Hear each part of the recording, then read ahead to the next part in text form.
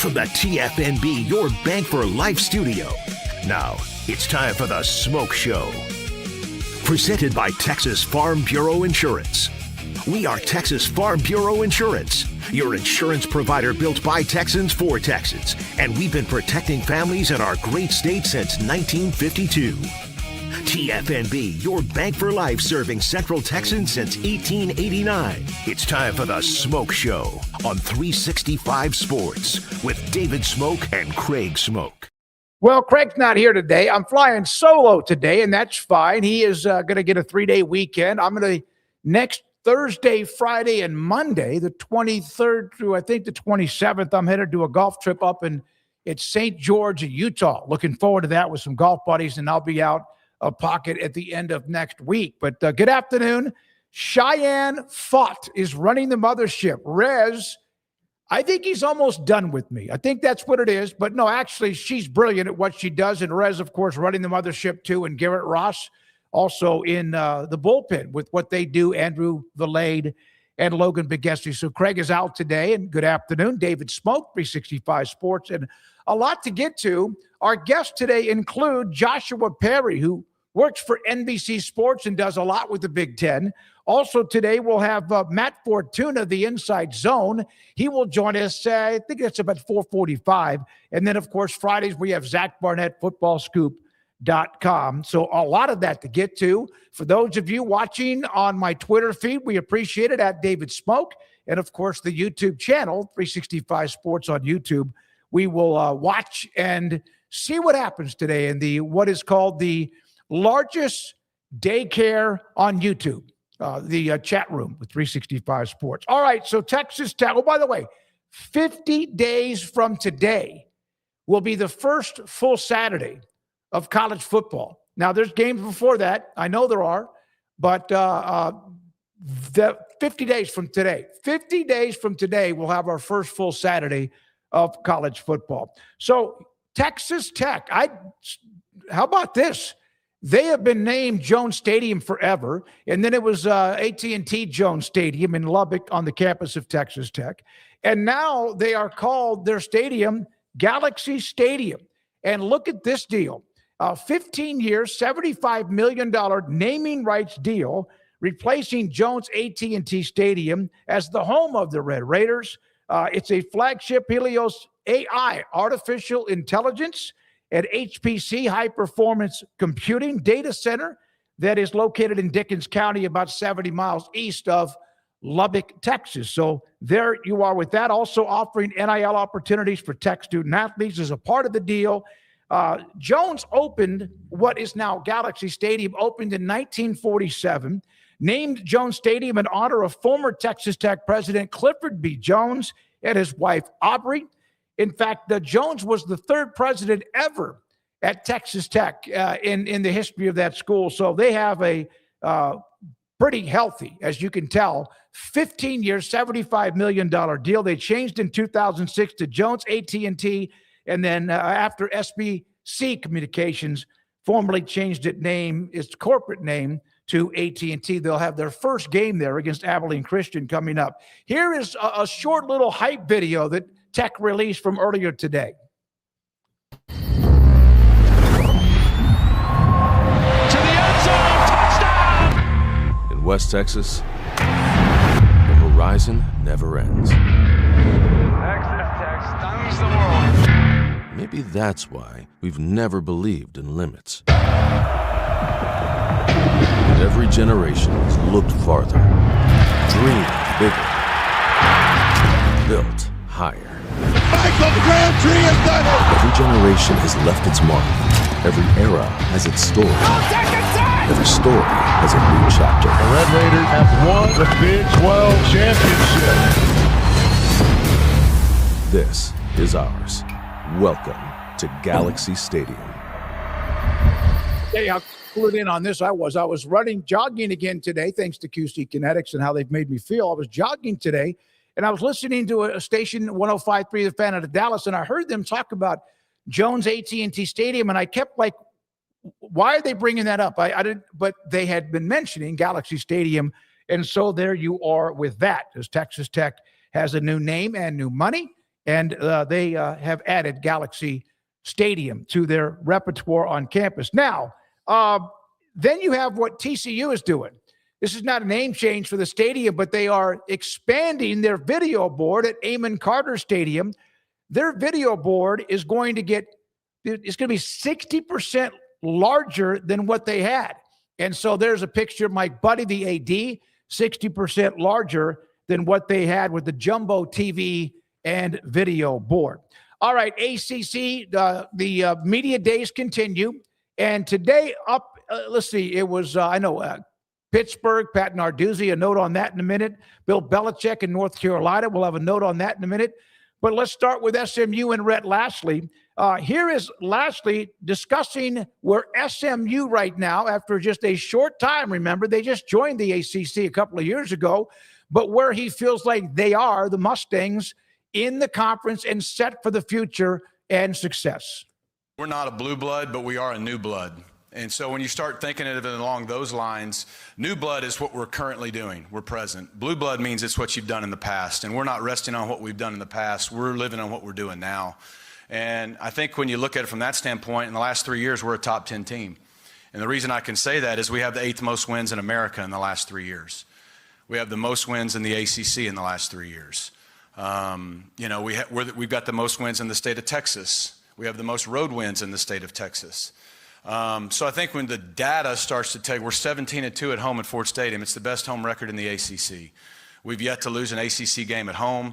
We're 14-2 in the league, which is 2 games better than anybody else in our first 2 years. So we've had a good start. We're so thankful to be here. And candidly, we've been good, but we're in pursuit of great, and we haven't achieved it yet. All right, so that's Rhett Lashley. A couple other quotes from him today, courtesy of Brett McMurphy and others. This is from Brett McMurphy's feed. When he was asked about where the ACC is, there's always that pecking order that people want. And Big Ten, SEC, 1A, 1B. The Big Ten's won the last 3 titles. And then the ACC doing really well. I mentioned that a couple of days ago. And then there's the Big 12. And it all just depends. There's ups and downs as far as the power rankings. But the ACC is in pretty healthy spot right now after a couple of years of turmoil. Lashley said, listen, last year as a conference, the ACC was 8-6 against the SEC.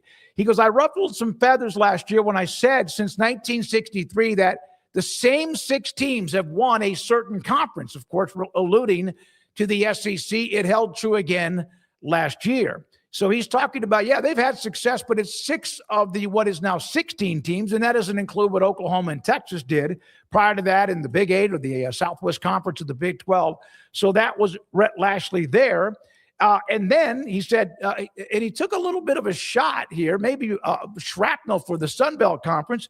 Congratulations to Duke on winning last year's ACC title. When you win the ACC, they should have been in the playoffs instead of a team from the Sun Belt.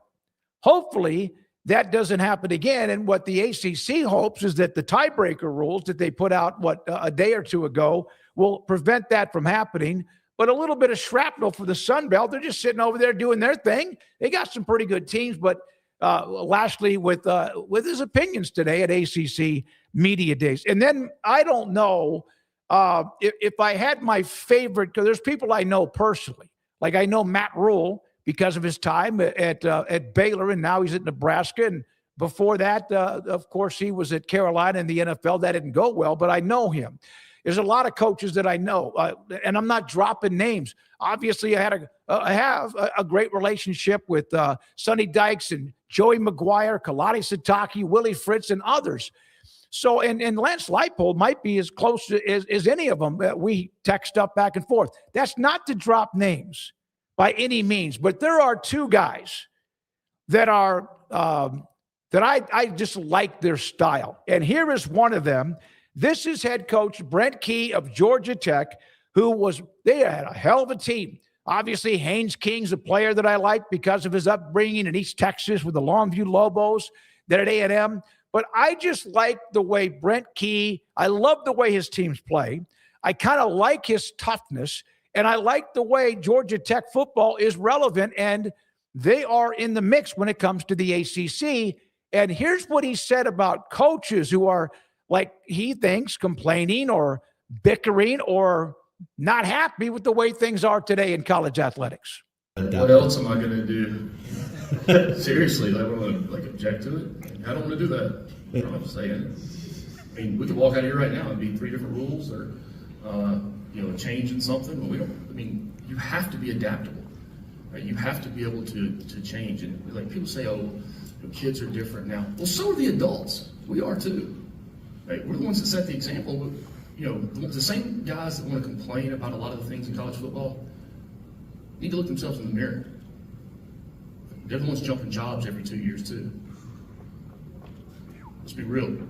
The adults in the room sometimes end up being the bigger problem. I'm very transparent with my team about that. We talk very real in terms of that. Look, we're co-workers.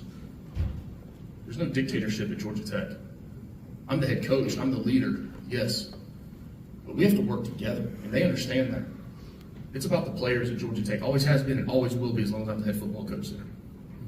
Coach Rice. All right, so that's Brent Key. I just like the way he handles himself. He really is. And Georgia Tech football as a part of ACC Media Days. Now, yesterday it was Dabo Swinney as one of those on the clock along with Clemson.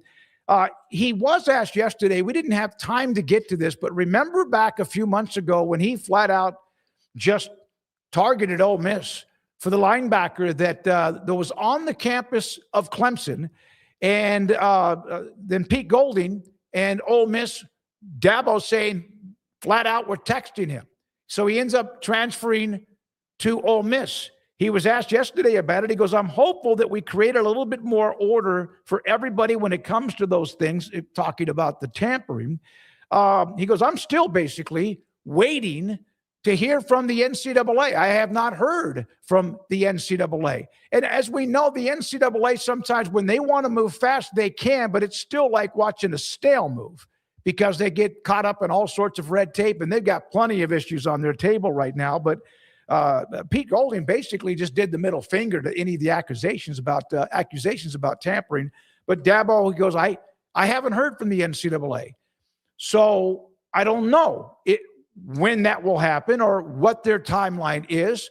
You would think that if there is a legitimate complaint from Dabo Swinney that they have evidence with and all of the accusations, that could that affect the young man's eligibility? I don't want him to lose his playing career or a year. I don't want him to maybe suspended. I don't know that. But Dabo said he has not heard from the NCAA. That seems to be maybe normal. And then again, not a surprise. And then again, also a little bit alarming. And that doesn't matter who the schools we're talking about, or the players or the coaches. It's just that, man, they move at their own pace. And sometimes because of their own pace is what they are now basically locked in jail with all of the lawsuits and all the rules and policies and more that are getting obliterated by pretty much anybody that's a part of college athletics. All right, other media days are going on. I mentioned the Sun Belt with what Rhett Lashley said about Duke should have been in the playoffs because they won the ACC. We know that Miami got in, though, and played for the championship. Here is the preseason poll for the Sun Belt Conference. And I have to tell you, I'm going to have to go back with some cue cards like I did when I took kinesiology and physiology at Stephen F. Austin. And I was a pretty good student, but flashcards, index cards, let me see. Well, I got a few of them over here. I had to do the old question, flip it. And all throughout, not usually the night before a final exam, but a couple of days before, because if you do it the night before, it can kind of get jumbled. I'm going to have to do that again because there has been some changes, with Sacramento State and Tarleton State and the new name of their conference and what Texas State and the Pac-12, and even changes among other conferences. Here is their preseason poll as far as in the divisions. With James Madison, we know how good they've been.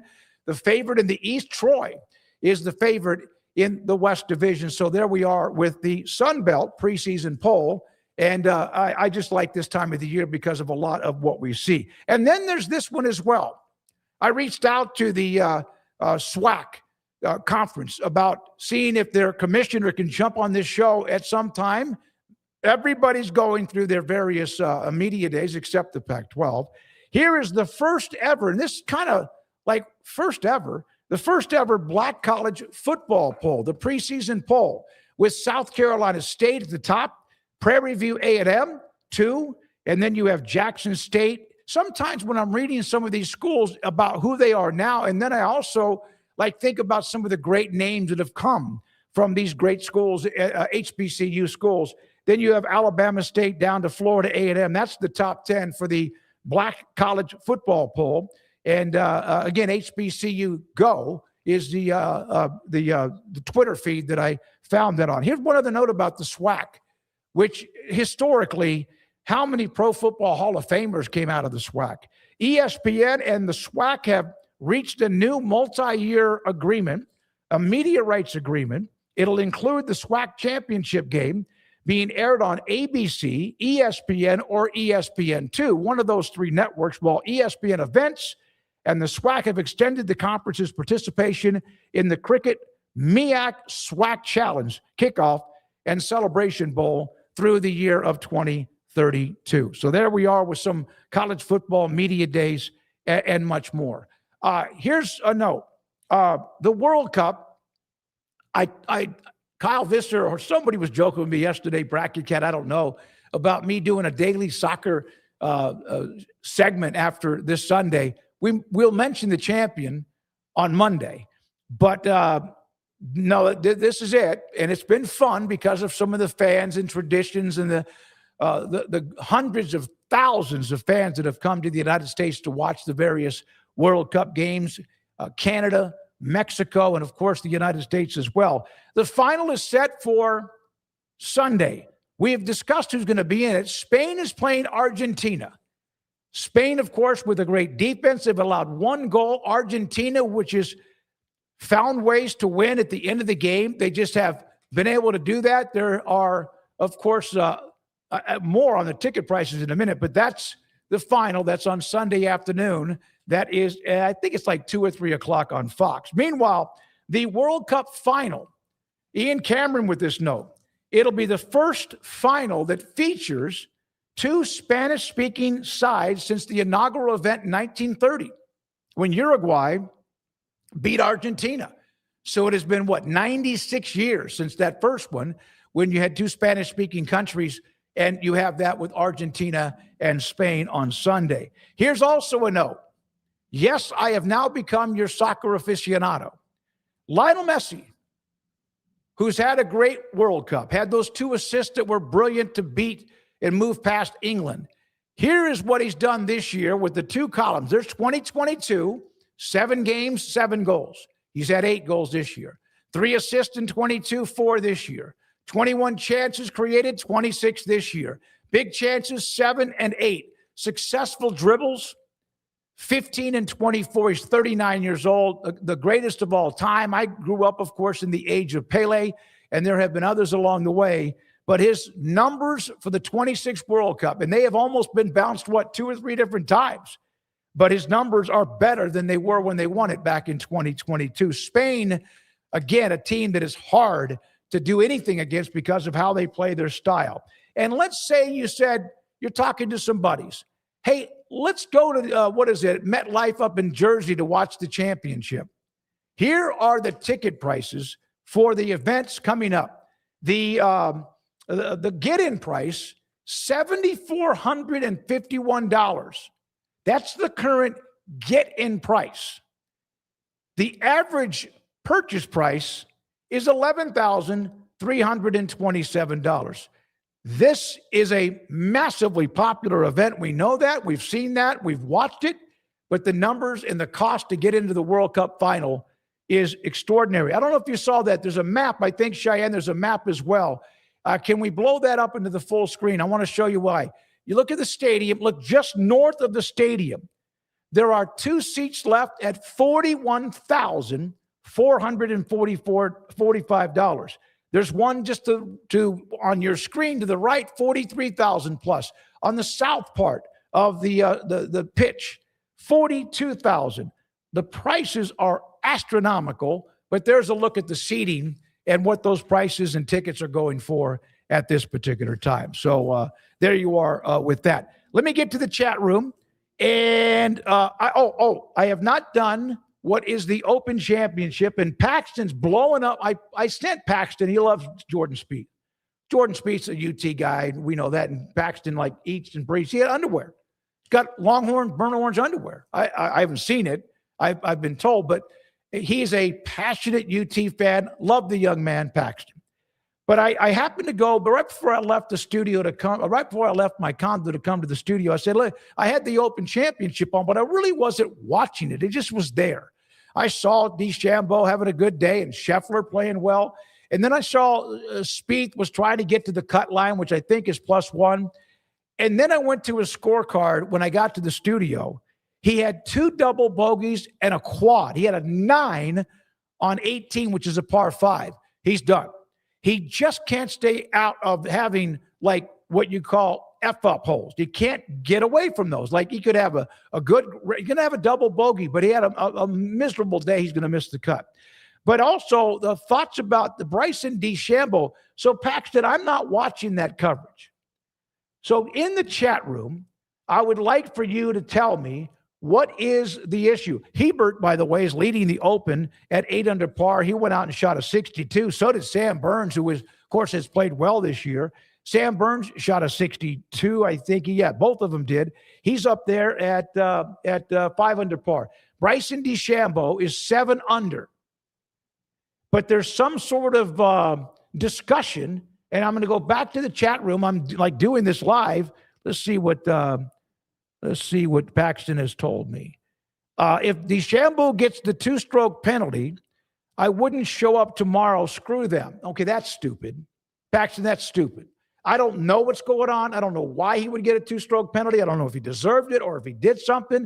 But to say you wouldn't show up when you'd still only be like 3 strokes back is dumb. So let me see if there's let's see here. I don't see an explanation of what is the issue.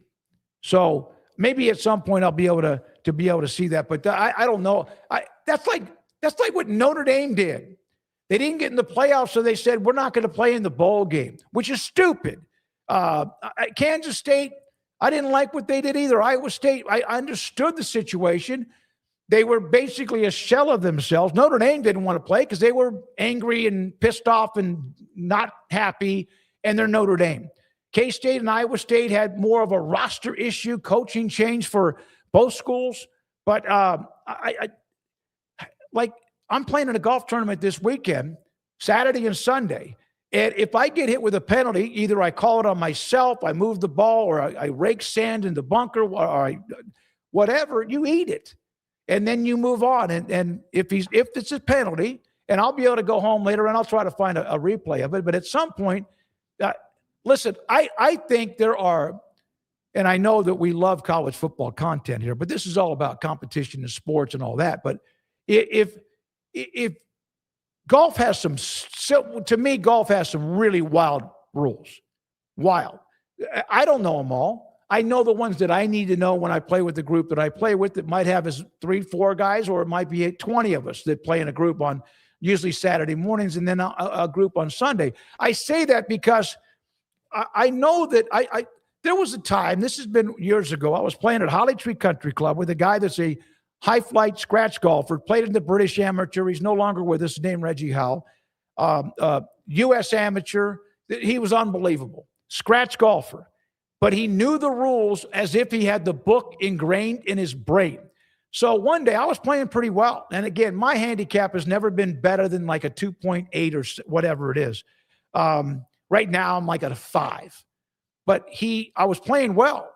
And he one time played with him and he goes, hey, I'll tell you what I'm going to do. Because he didn't play as well as normal. And he gave me like a couple of strokes in the front and back. I don't like getting strokes, but he said, I'm going to play you one. I'll give you 5 or 6 shots, which is a lot. I'll give you 5 or 6 shots, and then we're going to play by the exact rules of the USGA, like the book. And there are some rules that almost everybody playing this weekend probably don't even realize exist, and probably at the same time would be penalized quite a bit. So I went and played him. I had one rule violation. He got me on marking the ball on the green, And I was like, what? But the rules are crazy in golf. They're crazy in golf. Let me see if Paxton has given me. This wouldn't be an issue in the United States.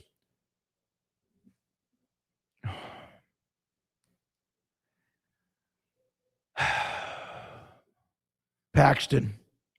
So you mean to tell me that the European rules are out to get Bryson DeChambeau, right? Is that what you're telling me? He's a great golfer. We know he's at Live and all that other stuff, but he's a brilliant. Why would you, if you're a tournament, whether you're the Rocket Mortgage or the John Deere Classic or the U.S. or Open Championship, why would any tournament want to hurt a name and a guy that people watch on TV? Why would they want to hurt him unless he has done something that may have broken the rules? Okay, there you are with that.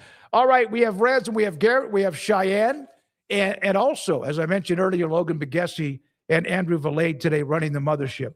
There is one more, and I don't have this in the regular part of the upper part, Cheyenne, but it's at the bottom in purple.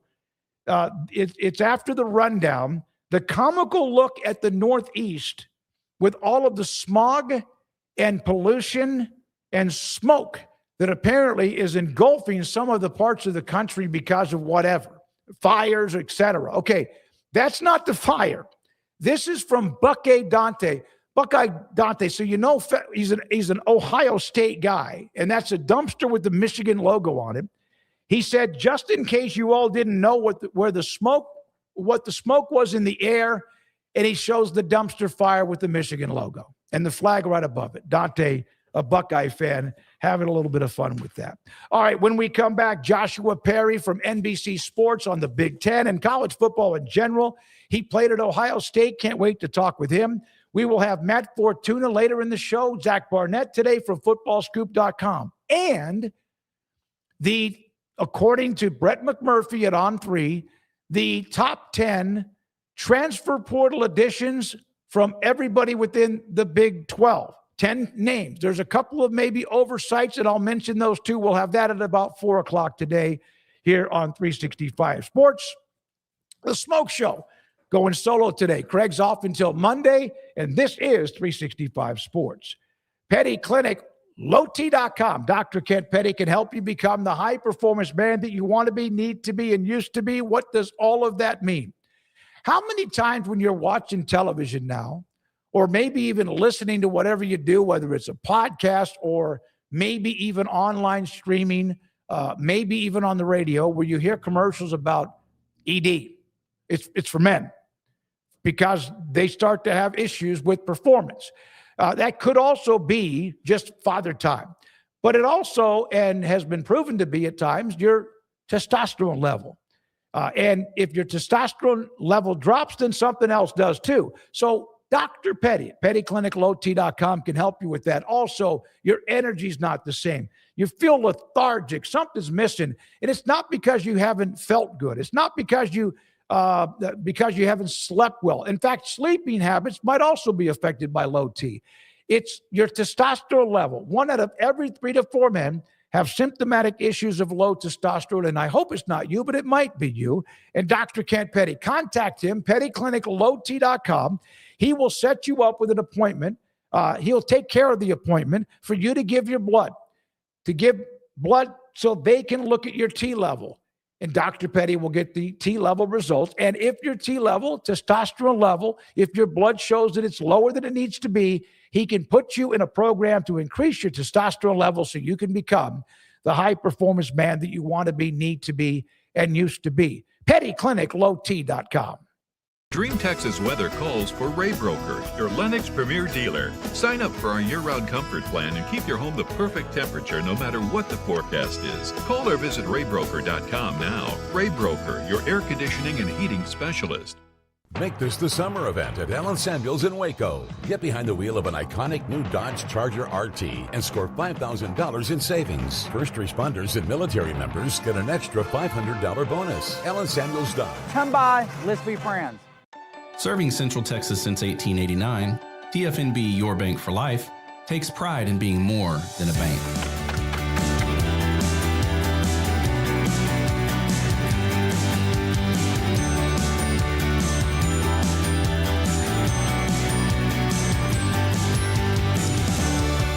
PFNB, we remain committed to these principles.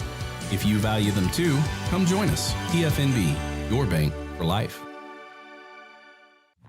Automatic Chef is your local vending, office coffee, and micro market provider, delivering outstanding service to break rooms all over Central Texas for over 50 years. Automatic Chef brings the best products to your location at the best prices. With hundreds of choices in fresh food, coffee, snacks, and drinks, make break time great again with Automatic Chef. Automatic Chef Canteen, 6900 Imperial Drive in Waco, or online at automaticchef.com.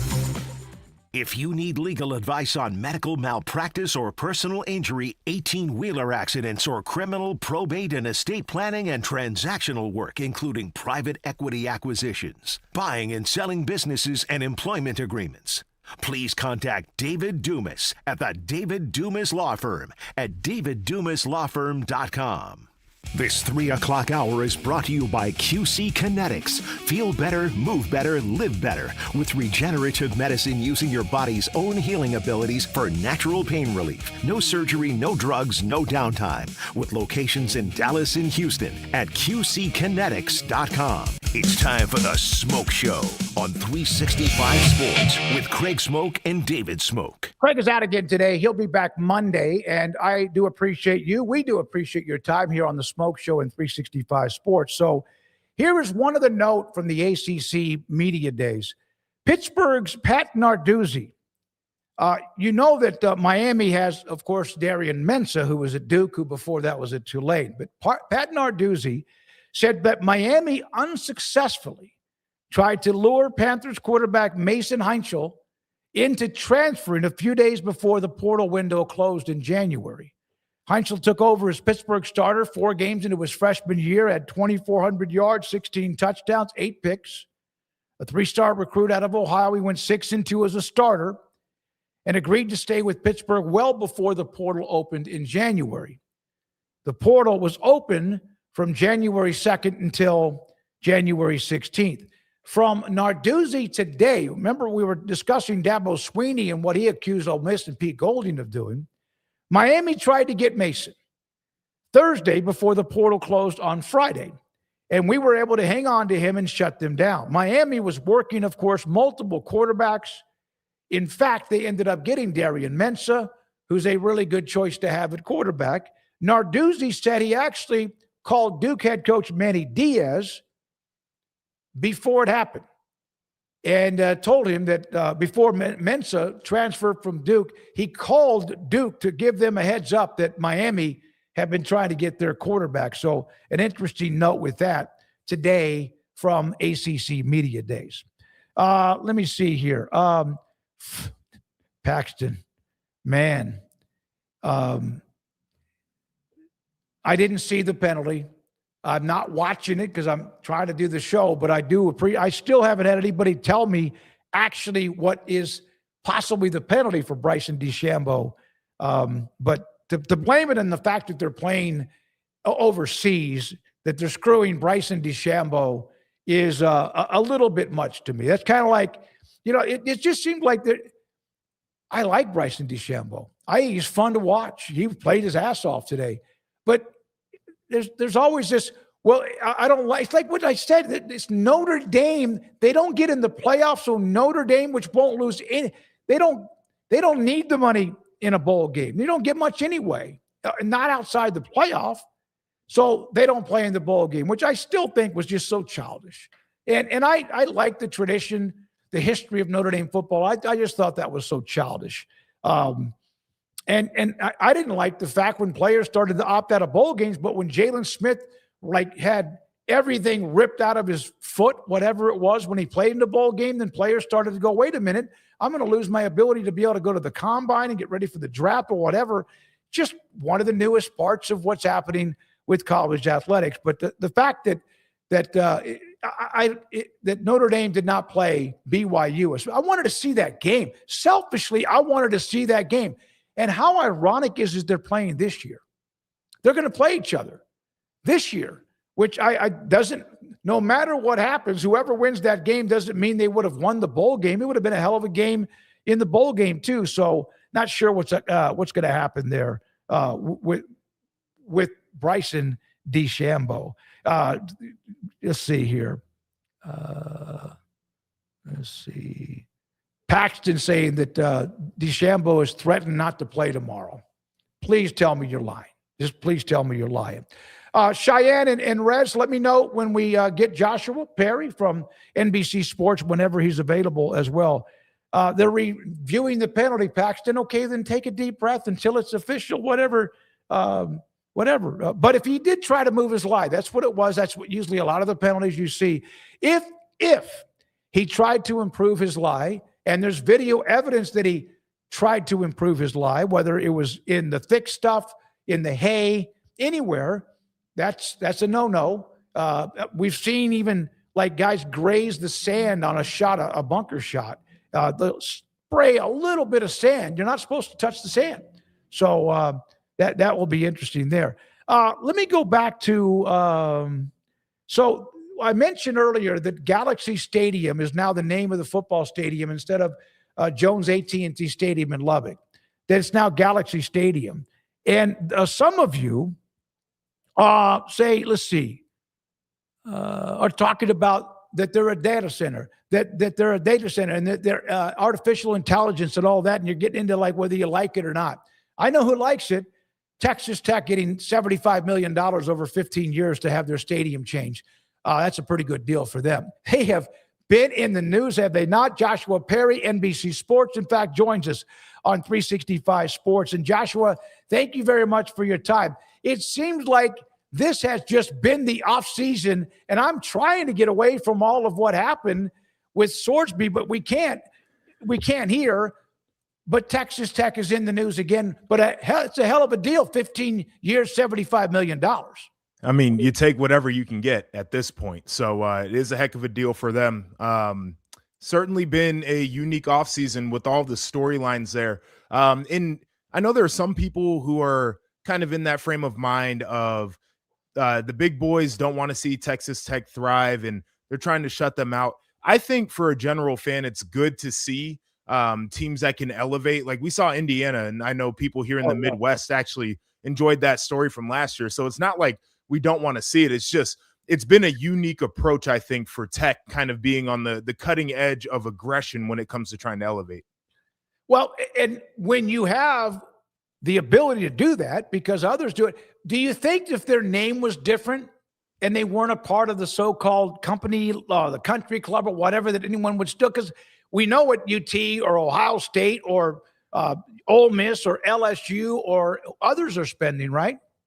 Yeah, I mean, I think that's part of it, right? Like, I think the idea that Texas Tech is a program with a big wallet bothers a lot of people. It feels like they're trying to buy their way into the upper echelon, the royalty of the sport. And it's not just college football, by the way. I give Tech a ton of credit because they're doing it with their basketball program. We've seen what they've done with softball. Like, this is a full athletic department thing. Like, they want to become a destination school, athletic department, everything.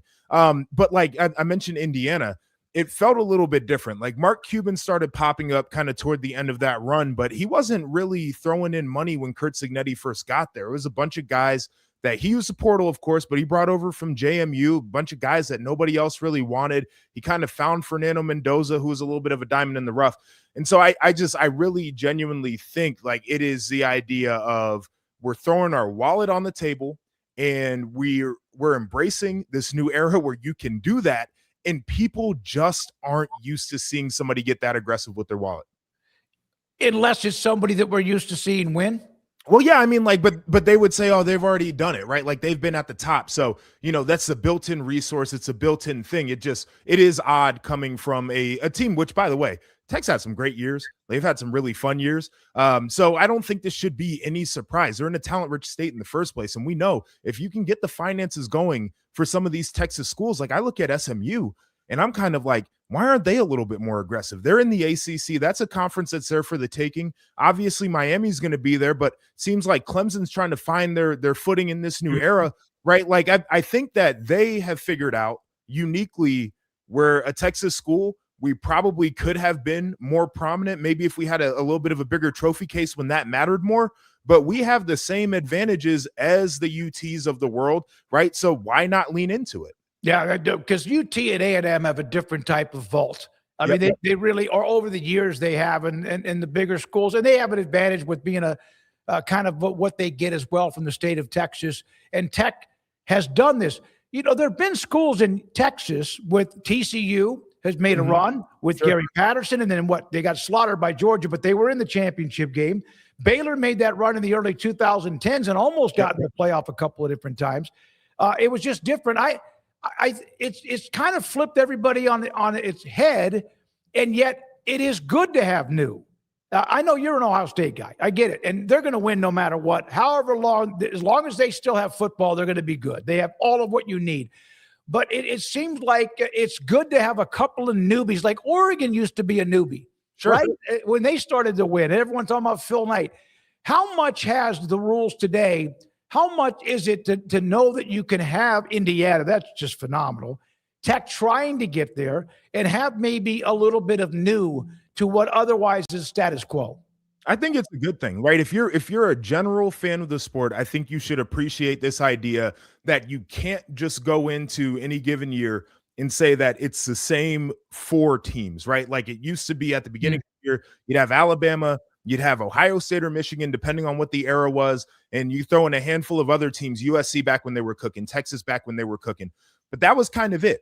And we saw some, as you mentioned, right, Baylor, we saw Wisconsin try to make a push in the late 20 teens. We saw the Auburn kind of Cam Newton era where that was fun. Oregon tried to make some pushes, but it felt like it was just a big boys club. And so to your point, Ohio State's going to be there. Michigan's going to be there. Georgia, Alabama should be there. Texas should still be there. USC's got to figure their thing out. They should be one of the places that's benefiting Notre Dame as well.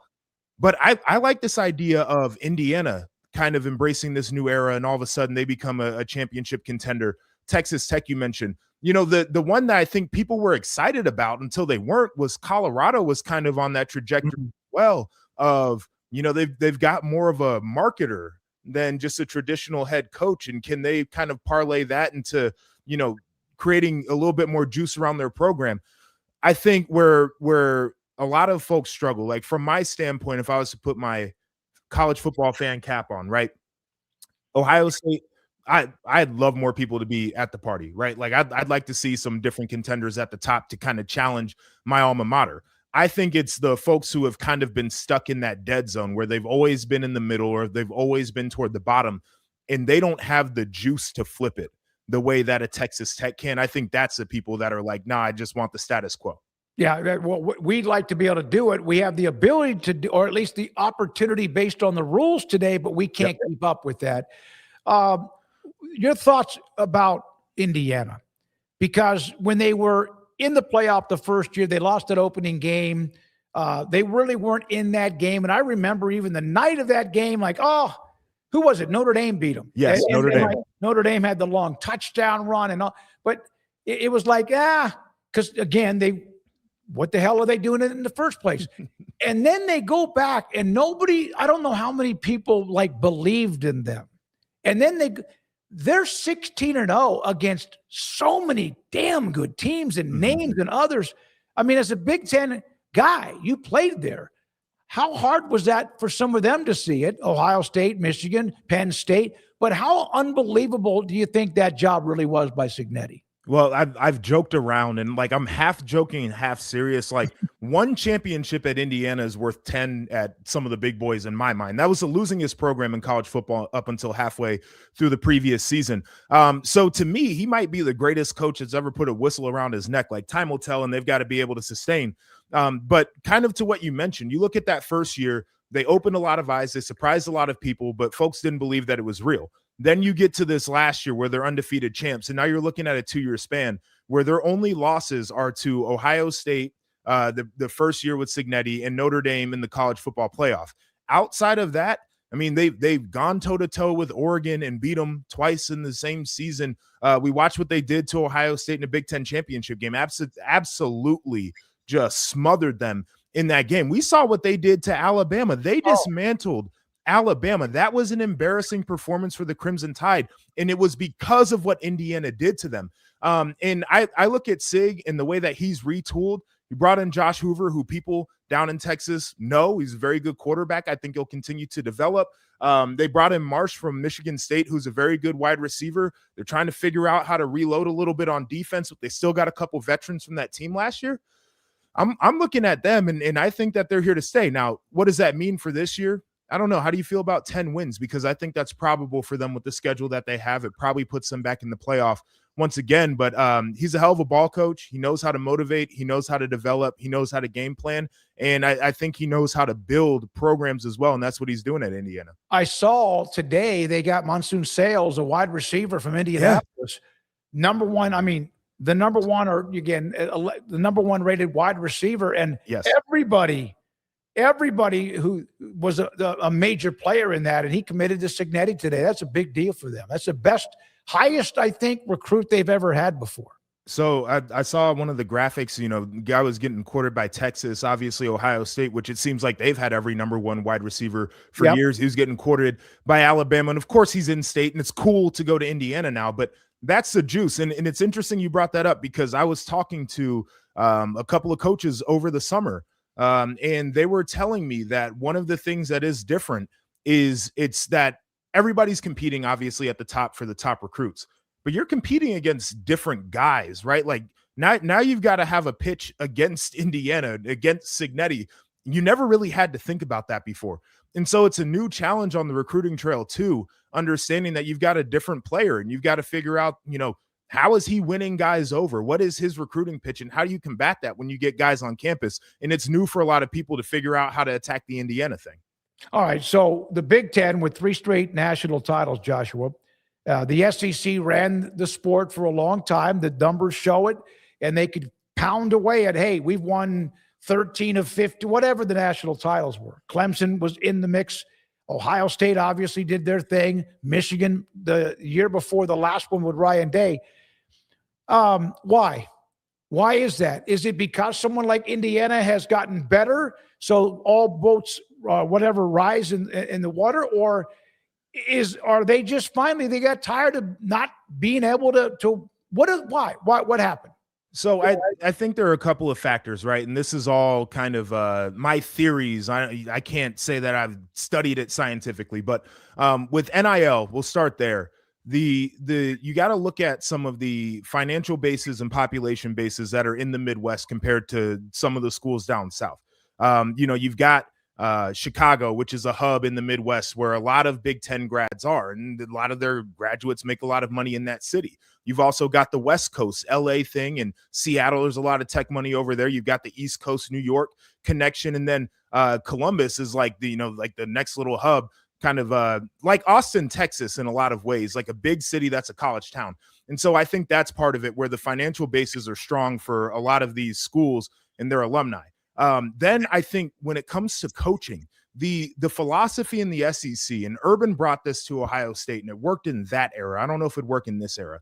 Their staffs were built off of recruiters, right? Like I don't know if all of the coaches that ended up on some of those staffs were the greatest coaches ever. They got all of the best players though.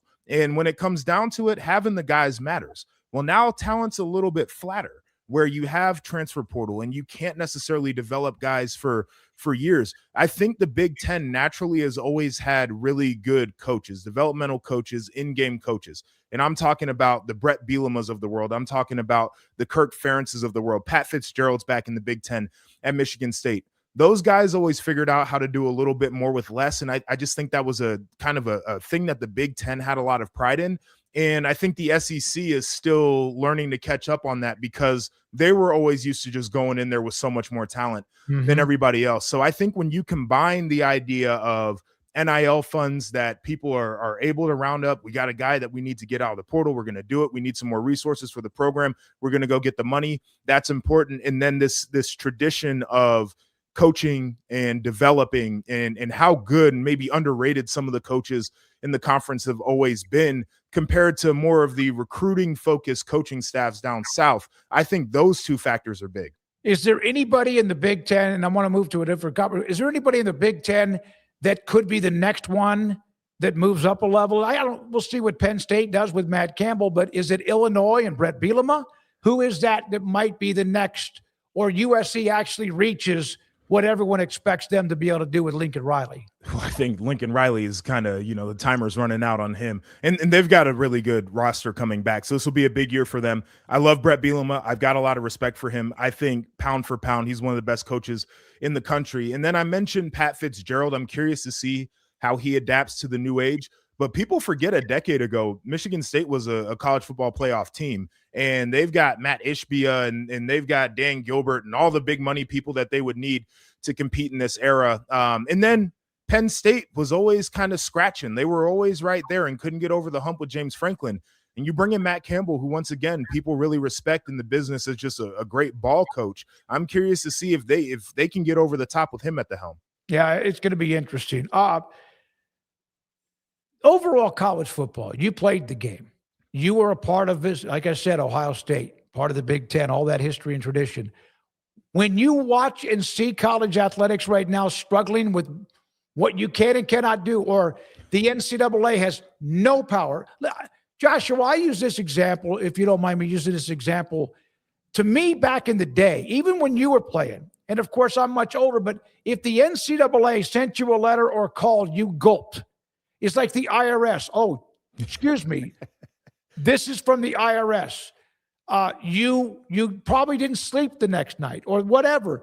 And now it doesn't matter. They have nothing, no power whatsoever. What do you think as a former player? I think it's unfortunate in a lot of ways that it feels like the Wild West, and I think it's eroding trust from fans of the sport. It's just difficult to understand the processes right now because there's not really a valid process. I would also say that like there were 1,000 different points leading up to where we are now where things could have been different. Right? Like they could have started figuring out how to keep players happy without opening up the floodgates of what NIL is right now. They could have figured out a transfer policy that made much more sense before we got to pretty much free agency every single year. They could have figured out some of the eligibility questions about what do you do with waivers and what do you do with medicals and what do you do with guys that have graduated, right? And so I think they were their own demise, and it's unfortunate. The Brendan Sorsby thing, to kind of circle back to Tech, I think that galvanized people around maybe the NCAA should have a little bit more say, because that was the first time in a long time where I think the majority of fans sided with what the NCAA had to say about a certain topic. So I think we do crave structure. I think it's unfortunate that we don't have a ton right now, and it's got to change pretty fast before people lose a ton of faith in the sport. But the one thing that I will say is Saturdays, nobody's talking about all the stuff that we spend the whole offseason talking about. They're not talking about the portal. They're not talking about NIL. They're not talking about how the NCAA can't do anything right. They're talking about football games that they're enjoying. I think the product is still really good. And so they haven't screwed that part up, which is a positive. In fact, it's never been more popular. The numbers, the ratings, the attendance, people are building, even adding on to 100,000 seat stadiums. They're adding more and more. What are your thoughts about a super league? I understand where it's at. I'm such a traditionalist when it comes to the regionality, which we've lost, right? Like, obviously, looking at the conference that I cover most closely, like it's coast to coast. We've lost that completely. But I thought regionality was a really good thing. You kind of grow up with certain rivalries, which we're losing. You grew up kind of understanding the identities of different programs, and I think that's being lost a little bit. The Super League, right? It's this idea of haves and have-nots that we talked about a little bit earlier, where there are a handful of teams that understand that they probably hold a little bit more leverage and they're the value in the TV packages. The networks, by the way, they're only paying for a handful of games every year. They're paying for the top games. They don't give a damn about, Illinois getting ready to play Purdue. And I love both those programs. They just don't care about that. They care about Ohio State playing Michigan. They care about Ohio State going to play USC. They care about Penn State getting ready to play Indiana this year, right? And so I think their schools are starting to realize that. Administrators are starting to realize that. They're pushing for it. I want people to get back to a place where there's balance between revenue generation and chasing money in this sport, and understanding that this sport is also a little bit of a ministry, in the sense that you're providing an experience to student athletes, an education to student athletes, an alternative learning ground for student athletes, and an experience of a lifetime for fans to be able to follow certain programs and certain teams. And if we're going to get to a point where the money is the only thing that matters, I think there are going to be a lot of people who become disenfranchised with the sport because it gets too far from what we understood it was as we came up watching it. Did you get your degree at Ohio State? I did. Okay. And I didn't know. And even if the answer was no, that's fine.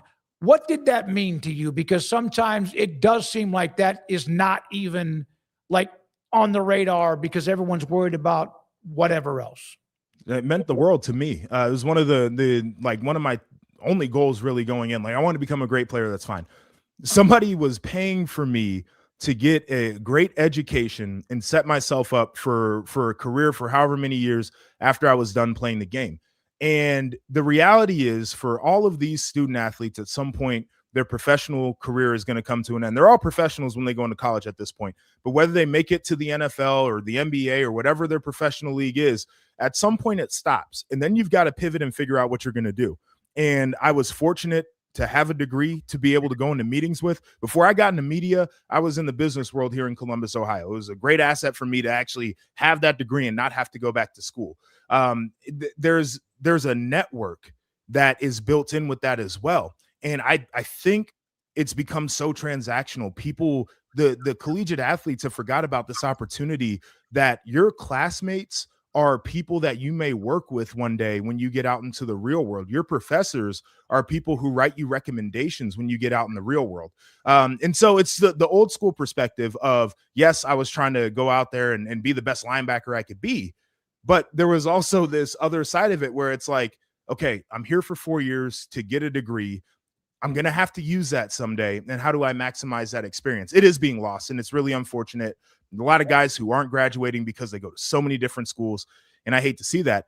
And so once again, like, there's a recentering that I think needs to happen a little bit around collegiate athletics, where it's like, yeah, we show up for Saturdays and we want to watch all of that. It's really good. I love that people want to watch that because they watch the shows that I do. But 40 years after that, you got to figure out what your life is going to look like. And I think a lot of people are leaving not having any idea what that's supposed to be. Well, you had a lot of success. You had a championship win against Oregon. You were a part of that. What was it like? It is a stupid stat. And I brought this up about Clemson with Dabo until the last year. They sputtered a little bit. They had like 15 consecutive years of 10 wins or more. Ohio State, from 2002, the year that they upset Miami in the championship game with Maurice Claret and company. Oh, yeah. From 2002 all the way until even through last year, they've had COVID year doesn't count because they only played 8 games. They've had 2 teams that did not win 10 games or more. That's nuts. That is nuts. I know Alabama's had their stretch. My favorite program had theirs for a long time, and Nebraska, Oklahoma's had theirs. That is nuts how good they were, and you were a part of winning the national title. What was that like? It was special. And football is the ultimate team sport. I know we're starting to notice individuals a little bit more right now, which is a powerful thing for those individuals who deserve the recognition. But it's a team sport. And that year in 2014, you mentioned, it was funny, you mentioned Baylor earlier, like we kind of knocked them out of that deal the first year of the playoff. I know people were really upset about that. Our team had a very unique path. We had Braxton Miller, who got hurt in the Orange Bowl in 2013. So he was trying to get back on the field all offseason, got hurt again in training camp. So this redshirt freshman guy from Wichita Falls, Texas, and JT Barrett had to come in. We had no idea if this guy was going to be a player or not. We lost that game early to Virginia Tech. That was a shock. And then we just started ripping off wins. And we had to galvanize. JT got hurt and Cardale came in. We had to galvanize as a team. We had to rely on one another. And I think it's just one of those stories about, the power of team and the power of connection and the power of perseverance and being able to figure things out. Like, football is an imperfect sport and things don't always go your way, but how you respond is the most important thing as you move forward.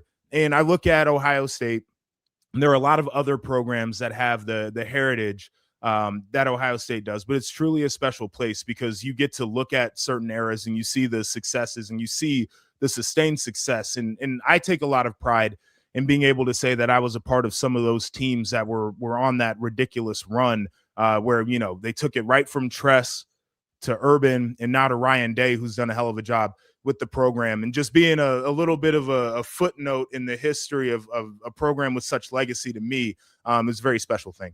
Yeah, that was awesome. And I knew JT Barrett. I'd interviewed him before, Wichita Falls, I think, Ryder High School. And then, and think about this, and I know you got to go.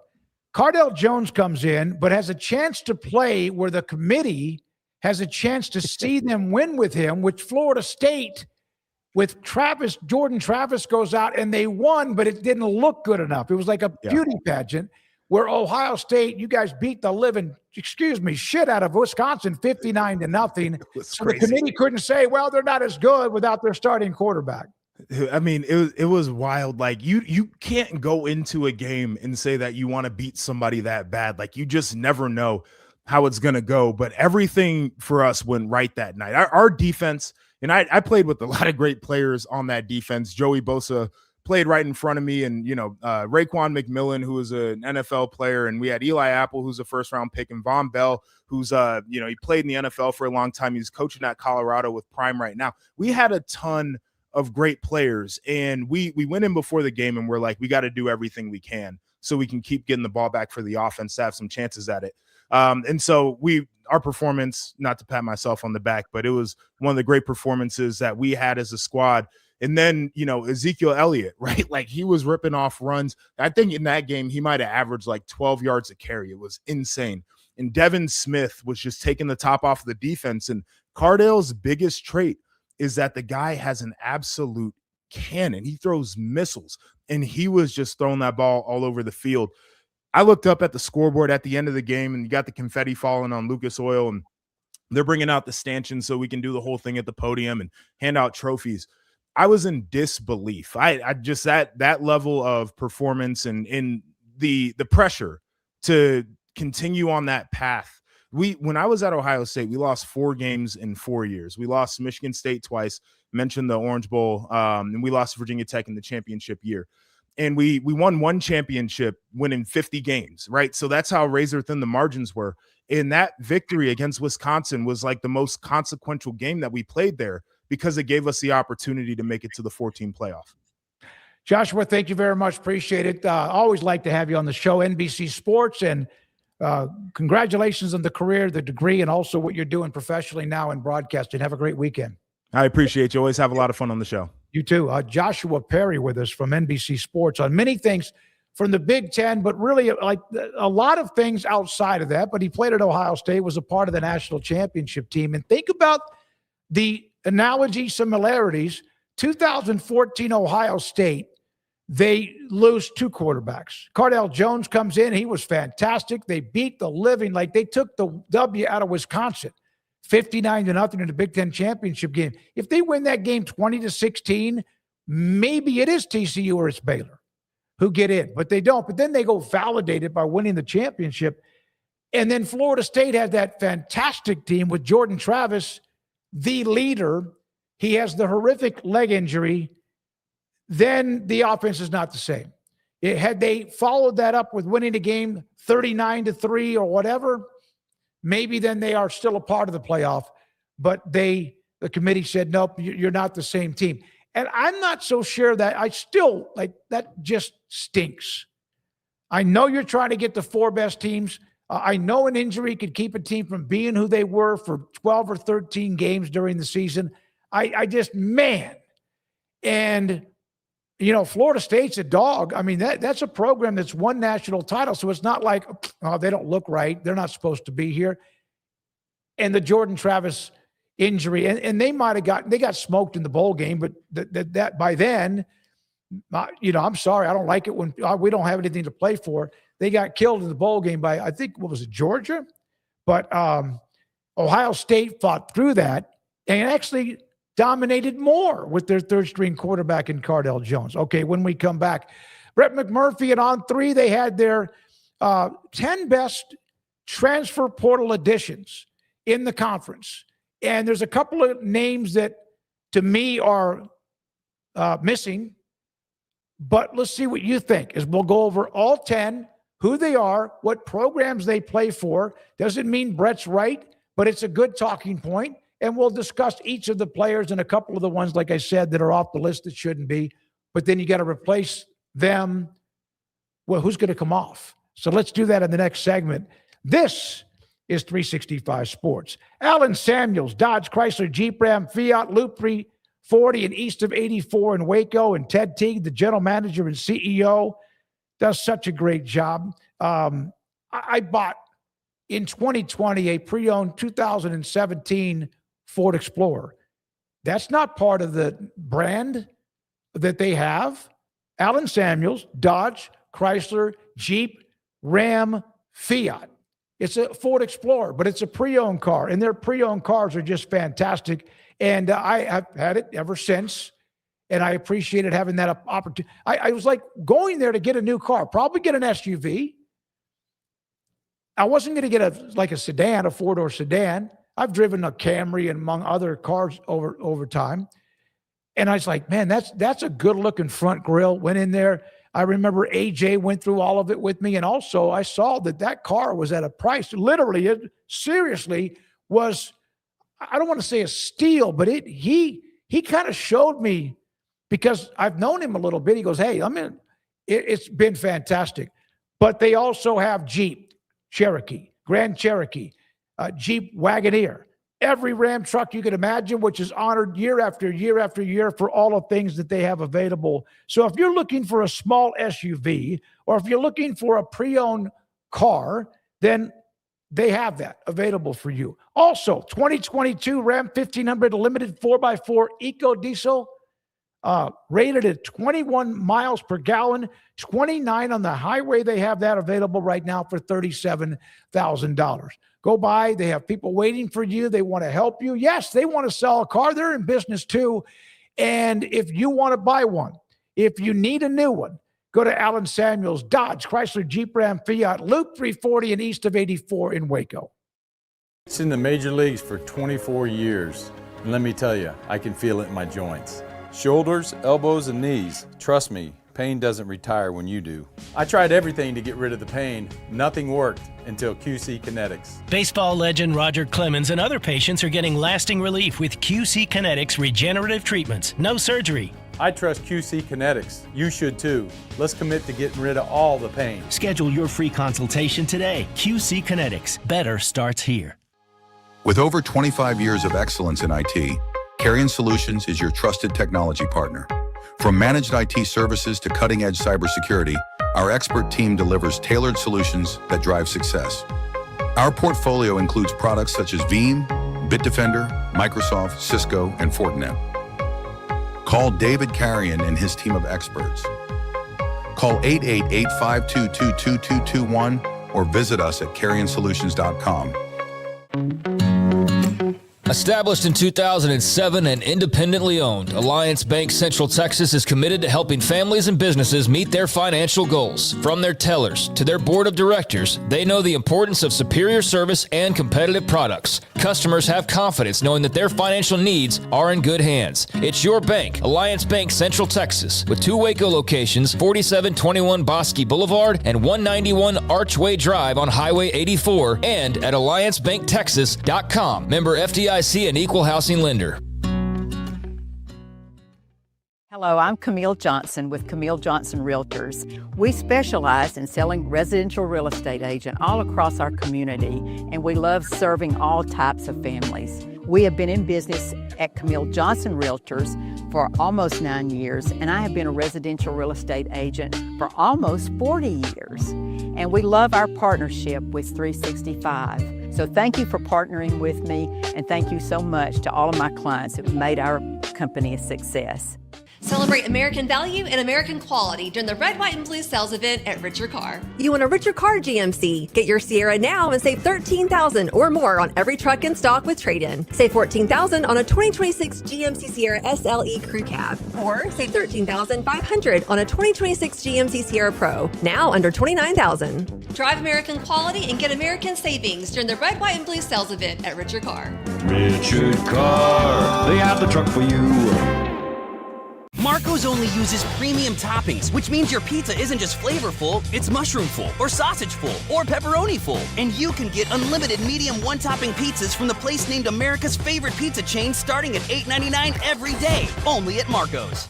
This 4 o'clock hour is brought to you by Stonewood Dental, your one-stop shop for your dental needs, specializing in teeth cleaning, fillings, crowns, sealants, root canals, IV sedation, extractions, implants, bridges, dentures, full mouth restorations, and bioaesthetic dentistry. Our priority is your comfort from the moment you walk through the front door. Stonewood Dental in Robinson, Texas. It's time for the Smoak Show on 365 Sports with Craig Smoak and David Craig. Craig is back Monday. I'm here flying solo today. We appreciate your time on 365 Sports. So, Brett McMurphy, he's a guest on the show about once a month. Great college football writer. He's a great writer, well, until you don't agree with his opinion. You're like, oh, you don't know anything, like maybe you do with this show occasionally, or maybe more often than I want to know. But he came up with just his list, not your list, not my list. And I'm not so sure I could dig into it enough to where I could have a top 10. Craig, no question, and others. Here are, in his opinion, the top 10 most impactful, man, this chair today, the most impactful transfers in the Big 12 Conference. And I'll go by each one name when the image is put up, and there you go. We're going to leave this up for quite some time. You can disagree with the list, fine.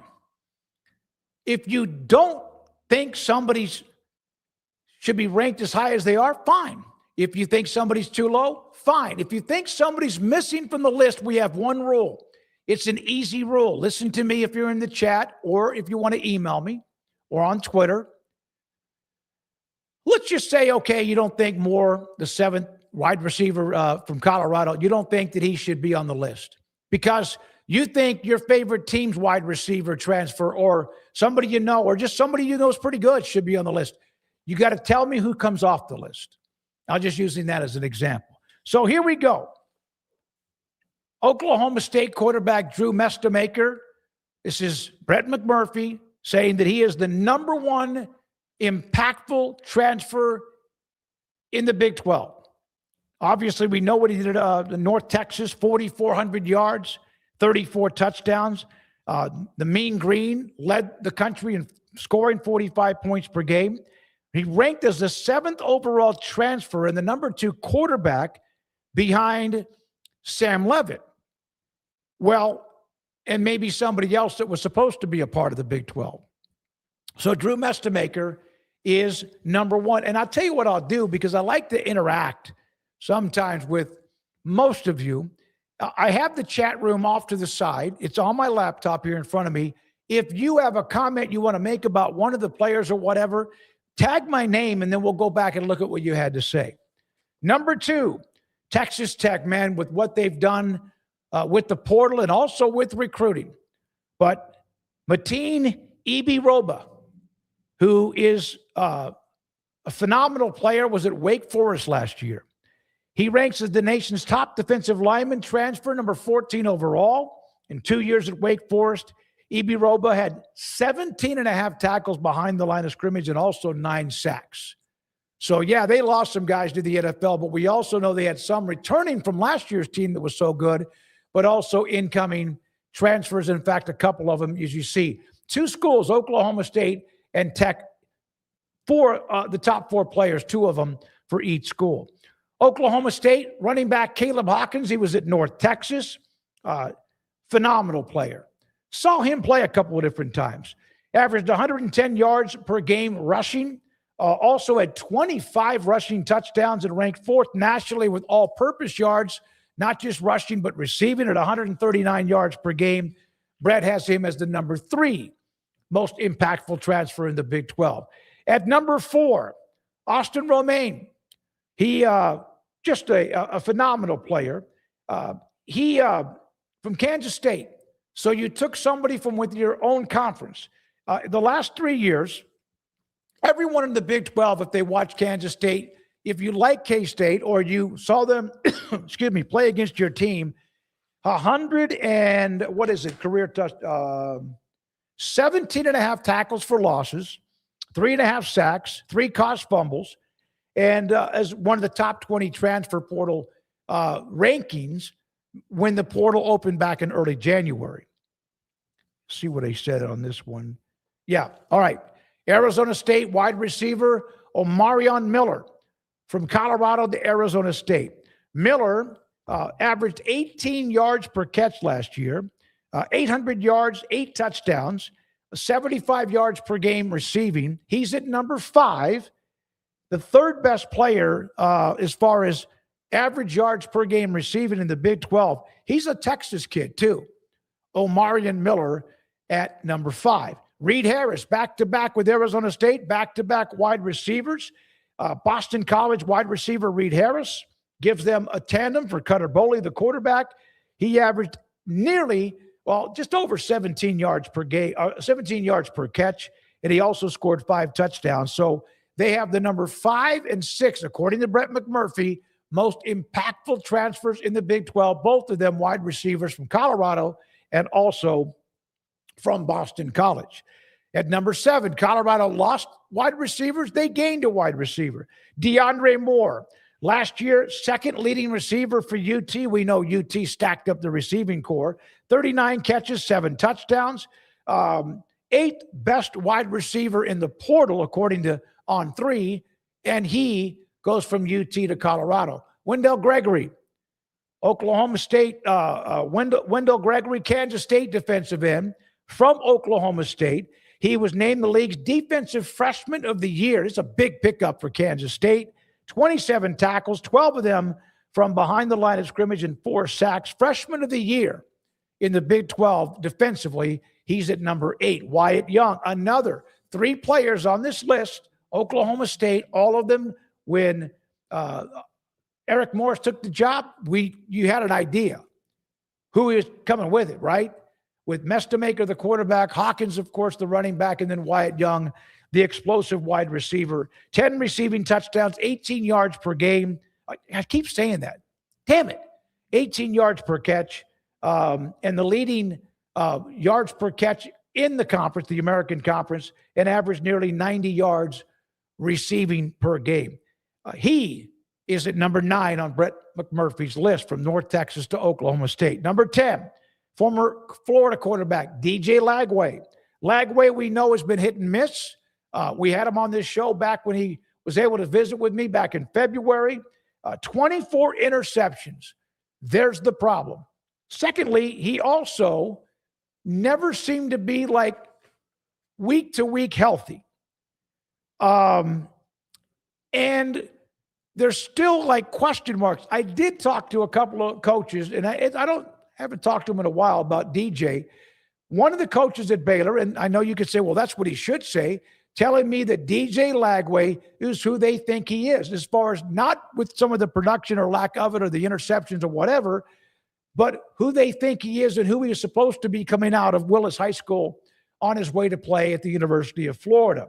So that is a name at number 10, DJ Lagway at number 10. Now, here are a couple of names that fans receiving responded to Brett McMurphy. Cade Oliavi at BYU, first team ACC linebacker. It's a big omission. He should be in your top 10. BYU, got it. The linebacker who was in the ACC. Cam Cook, who started out at TCU. Then he went to Jacksonville State. Cam Cook can play. He's now at West Virginia. He didn't do much his freshman year at TCU, but last year in 2024, 460 yards rushing, 9 touchdowns. And then last year, 1,661 yards rushing and 16 touchdowns. And he now is at West Virginia with Richland. Okay, let me look at some of the got tagged. Here, let's see here. Bracket Cat. That's about right for Gregory. I fear for Tex fans' sakes that they're getting their hopes too much on Romaine. Bracket Cat's a K-State fan. I can see Lagway rocketing up that list if they actually start to win games, no question. Would you have had Adam Trick as text number 2 guy. You agree, Kim? I don't know if Kim has responded. And then let's see who else. Paxton still talking about Bryson DeChambeau. Bracket Cat, I see a huge whiff from Brett. The Colorado receiver listed should have been Danny Scudero, the leading returner, wide receiver in the country from San Jose State. So there we are with some of the responses from you. Retired stockbroker, is there a quarterback missing here? If you know who it is, what's his name? Yeah, I think you're being a smartass because that's what you do a lot of. And I think you also like the needle tech. But yeah, there's a quarterback missing from that top 10 list. Let's see. From Kim, Tech got the number 1 defensive lineman, number 1 defensive end, and 12 4-stars. That's high school recruiting. That's who you signed.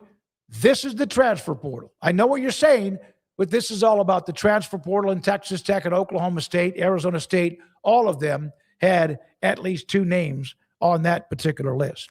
It is 4:20. I still have not had a chance to go look at the video of Bryson DeChambeau, which now I've brought it up way too much. But I still haven't seen it yet, but apparently he obviously improved his lie.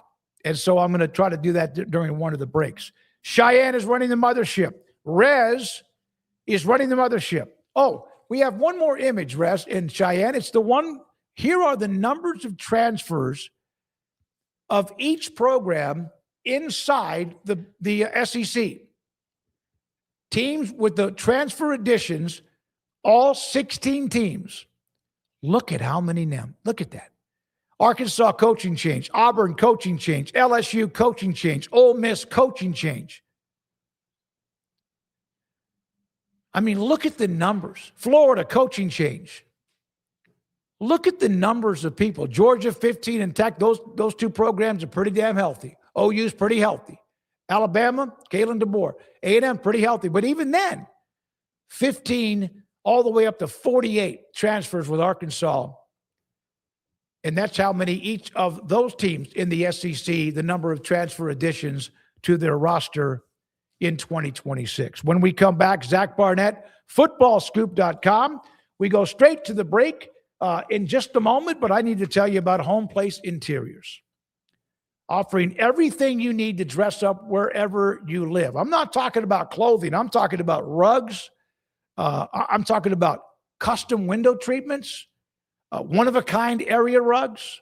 Home Place Interiors has been around a long time. At familiar faces with the new owners in Selena and Stephanie. I met them a couple of weeks ago. Katie's there. John Proctor is the one that opened up that business 20-plus years ago. He's still there as they pick his brain and kind of lean on him for some advice too. But Selena and Stephanie have it going right now. Rug season every day at Home Place Interiors in Waco. They have the largest selection of area rugs anywhere around town. Stop by to check out their inventory. Let them design a custom rug for your home, what you want and what you need. Home Place Interiors can help you with all of the flooring and carpet needs, vast selection of wood, tile, and carpet vinyl, plank flooring, and their knowledgeable staff that has seen it over the years of what people like, what's hot, what's not, what's trendy, what's old. They can help you with that, the knowledgeable staff. Selena, Stephanie, Katie, and John. Home Place Interiors on Lake Air Drive. 5-star reviews up and down on their website, homeplaceinteriorstx.com. Petty Clinic Men's Healthcare in Woodway is now proud to offer you men an exceptional weight management body sculpting product called semaglutide, also known as Ozempic or Wegovy. Semaglutide is an FDA-approved weight management medication. Once-a-week injections of this powerful medication offers an average body fat weight loss of 20% within the first year of treatment. In addition to body sculpting, semaglutide also normalizes blood sugars and has the clinical research proof of reducing blood pressure, cholesterol, stroke, and heart attack risk. If you're like most men and you have stubborn fat that will just not respond to typical diets and exercise, then help is finally here. Semaglutide. Affordable, highly effective. Google search Petty Clinic Waco and reach out to the Petty Clinic team today for a free consultation with Dr. Petty to see if semaglutide is right for you. Go to pettycliniclowt.com.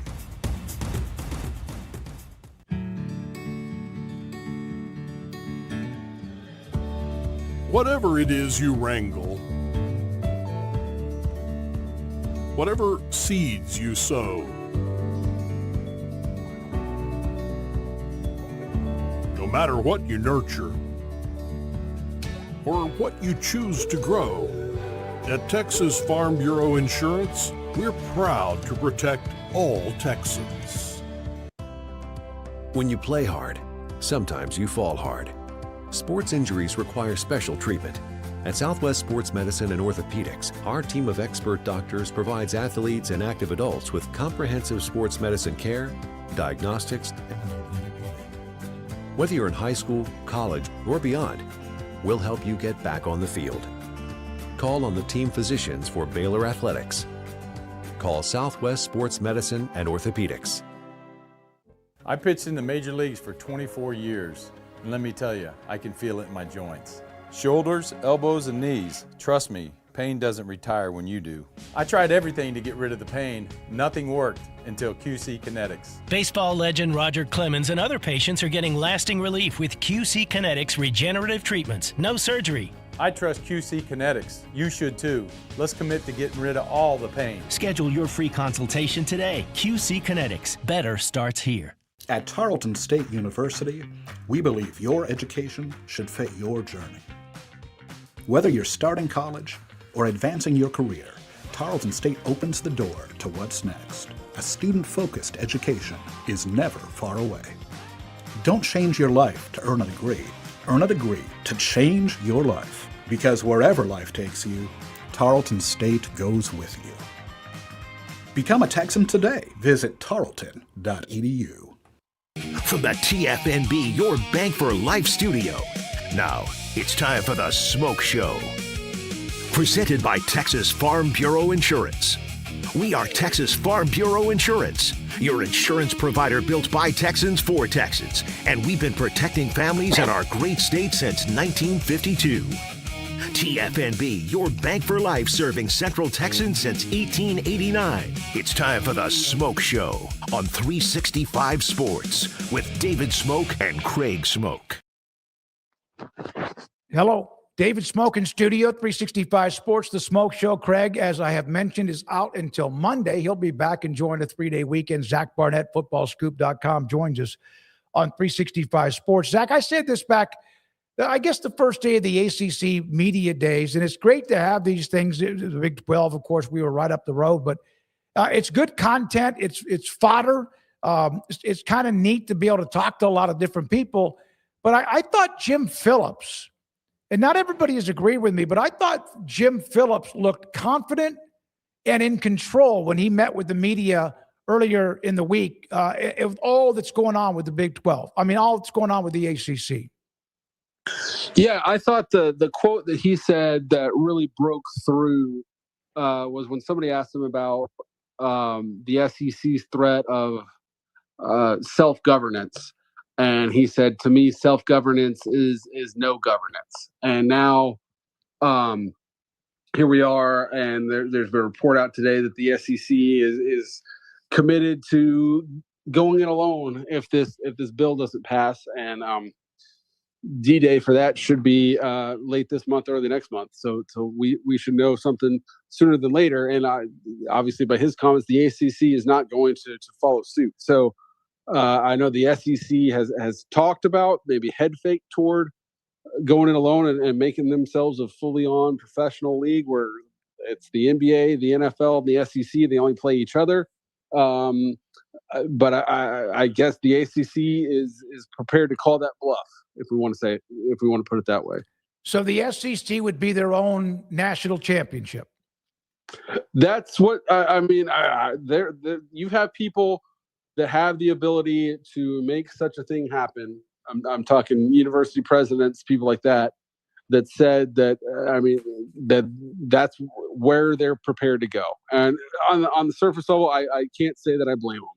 I cover this stuff, but I don't live inside, and I can only imagine how sick of all of this that they must be. And you look ahead to the pro leagues, and everything is calm and orderly, and I can see how that would be tempting.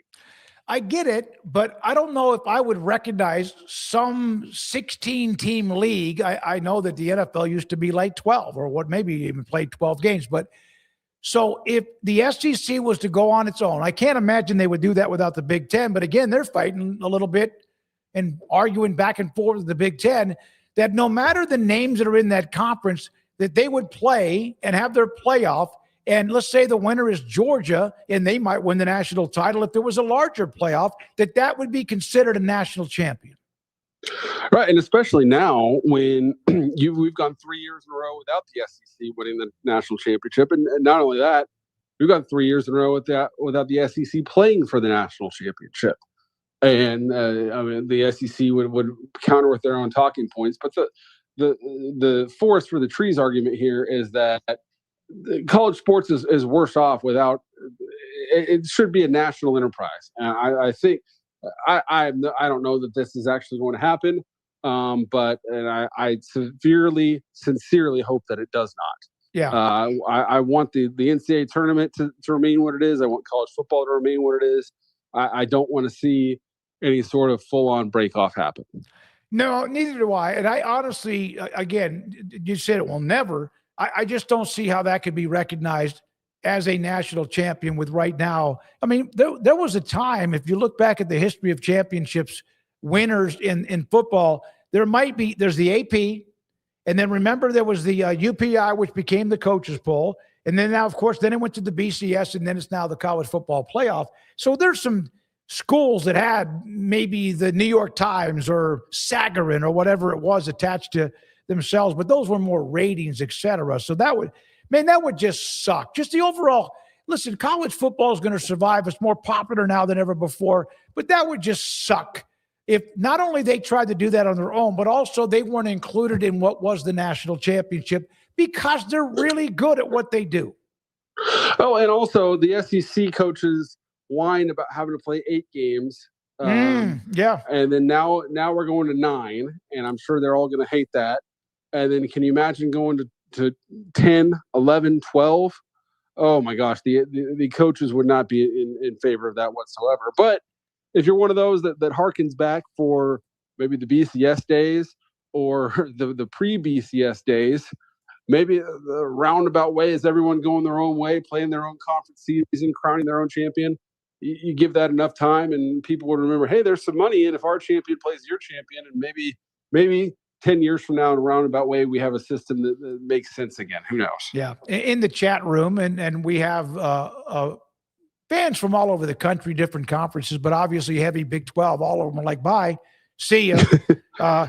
And even, well, they can't get to the championship the last 3 years, so they got to find out a way to make sure that they do with that in mind. So, man, wouldn't it be nice just to talk about football and I know the lawsuits and NCAA and all of the things that are going on, realignments just around the corner, most likely again, but it just would be nice. But it's the emotions of what makes college football so amazing that we have this kind of passion. Absolutely. And I'm reminded of, you'll see people from time to time. I know Rich Rodriguez said this, that, hey, why don't we just all 74 of us, or whatever the number is these days, why don't we all just get under one umbrella, and then we'll split apart geographically. And I've seen others like, hey, yeah, let's do that. And then instead of conferences, we'll have divisions, and you'll see UCF in the same conference division as Florida and Georgia, SMU in the same as Texas and Oklahoma. And I'm like, you people don't get it. Like they view themselves as Major League Baseball to your AAA. And the University of Florida would just as soon shut down football as they would to play mandated every other year road games at UCF. Like that would never ever happen, because college sports it cuts into identity as much as anything, as much as nationality, religion, all that stuff. That's what makes it so great. And like you, I wish we had a system that worked for everyone, but it seems like we're not there. And an SEC fan, okay, wait a minute. Why not 12? Everybody and their brothers say we don't play nobody anyway, and let's play 12 and start telling everyone else to play. Zach, let's discuss the ACC. Rhett Lashley today, very excited, obviously, with where they are at SMU, and they're in a great spot. Kevin Jennings, of course, has gotten a lot of hype this week as well. Your thoughts about where they are, because they're no fluke. They are on the edge of even more, even though they lost a lot last year. How good is SMU, and also in the realm of Miami, if Clemson's going to be Clemson again, or God knows Florida State ever comes back to where they used to be? Yeah, I mean, I think those losses to Clemson and Penn State, if you're talking outside the SMU community, really were damaging, because it kept them from getting the credit that they probably deserve. I mean, I think you could give plugged in college football fans, ask them and rank the 10 teams that have won the most games over the last 3 seasons. I think very, very few would name SMU. And I think that's largely, you point back to, they got the ACC championship and then they lost it. They got to the playoff and then they got largely embarrassed by Penn State. But I mean, this is one of these very good programs that's on the cusp of great, but just hasn't been able to break through there. And the good and bad news for them is the ACC has newfound respect because of the run that Miami went on. But the bad news is Miami has such a good roster. I'm not sure anyone in that conference can beat them this season. Yeah, they do seem to be. And, of course, Mensa will be good for them as well. And they've been able to get the quarterbacks. And Cristobal's done well with recruiting, and they just kind of have that swagger back. Is Florida State ever going to be elite again? And I don't mean like 10 years from now. What happened? I know the Jordan Travis injury. I understand that just was brutal and crippled them literally. But what happened to Mike Norvell in Florida State? I think a lot of it has to do with the fact that, I mean, it is a blue blood program. Was the program of the 90s, early 2000s. But that was in an era where it didn't take as much money to compete as it does today. And Florida State's a young-ish university, a young-ish football program that's not near a major metro area. And so those things have caught up to them. And they don't have the financial backing that Miami does, that a lot of their competitors that they're into, that they're competing against. They're the short straw among Florida, among Georgia, Alabama, Miami. Those are their neighbors, and certainly not with Mike Norvell. He's lost the confidence of the fan base. And if you if you are the Cody Campbell of Florida State, you are lying dormant right now because you don't believe in him. And so maybe they go get another coach and he awakens the echoes, so to speak. But I don't see that happening under Mike Norvell. Not to say that they're going to be 5-7 every single year, but 12-0 again is not likely to happen. Craig and I discussed the story about Cody Campbell yesterday and Ken Paxton and the political donations, which he also donated to like 5 or 6 other politicians and also a lot of money. That's what he does. When you saw that at all, did that make you double take, or did you just say that's kind of the way it is? I mean, I guess we've come up with words for this, but it seems like bribery to me.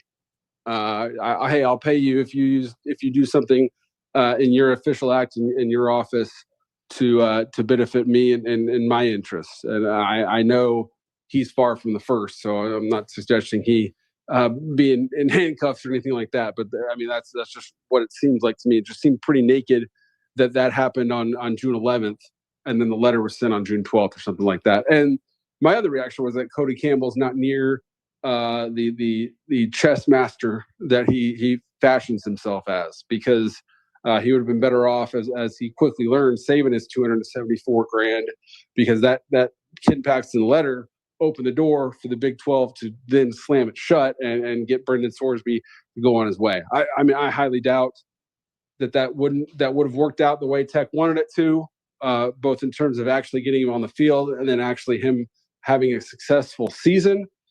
but that was an own goal of the highest order by Mr. Campbell. All right. At ACC Media Days, Pat Narduzzi brought up the fact that Miami tried to steal their quarterback, and eventually they got Mensah. We had Dabo saying yet again he had not heard anything from the NCAA on the allegations that Ole Miss and Pete Golding were tampering. The NCAA has a lot on their plate, but they've always kind of moved like Methuselah. Am I right? Yeah, but then again, it's hard to be too upset because the NBA is still looking into whether Kawhi Leonard actually showed up to plant some trees 11 months after that came to light. So maybe there's more to this than any of us think. It's a shame that Pat Narduzzi spoke before Mario Cristobal, because I'd love to see him put on the spot and defend that. Unfortunately, that did not work out. But, I mean, good for Pat Narduzzi for saying what we all know to be true. And he'd been through this. When Jordan Addison won the Blitnikoff and then went to USC, that was one of the very first example of a guy just being poached in the portal. So he's been there, done that, and been at Pitt long enough to where he's got enough capital to just call it as he sees it. So good for him. All right. Last thing from you, and I appreciate you being a part of it as always, Zach. So I put up the transfer portal rankings that Brett McMurphy put up. He does that at all the media days, like you do a lot of what you do as well.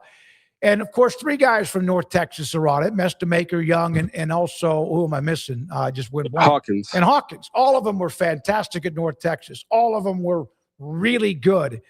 Does that automatically translate their success and even what Eric Morris has done before at a level at Oklahoma State with a team that still has some things they need to get better?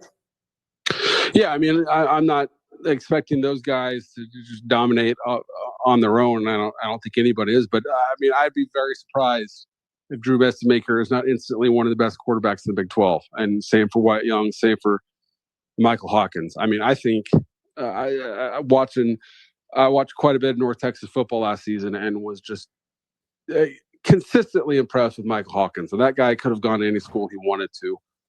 So good for Oklahoma State for getting him. And I mean, it makes sense. He's an Oklahoma kid. And North Texas, it's just unbelievable that North Texas was his only real offer. And then he's instantly one of the best running backs in college football as a true freshman. So, yeah, I expect those guys to be among the best in the Big 12. Do they have enough around them? Do they have enough defense to go challenge for the Big 12 championship? I don't think so.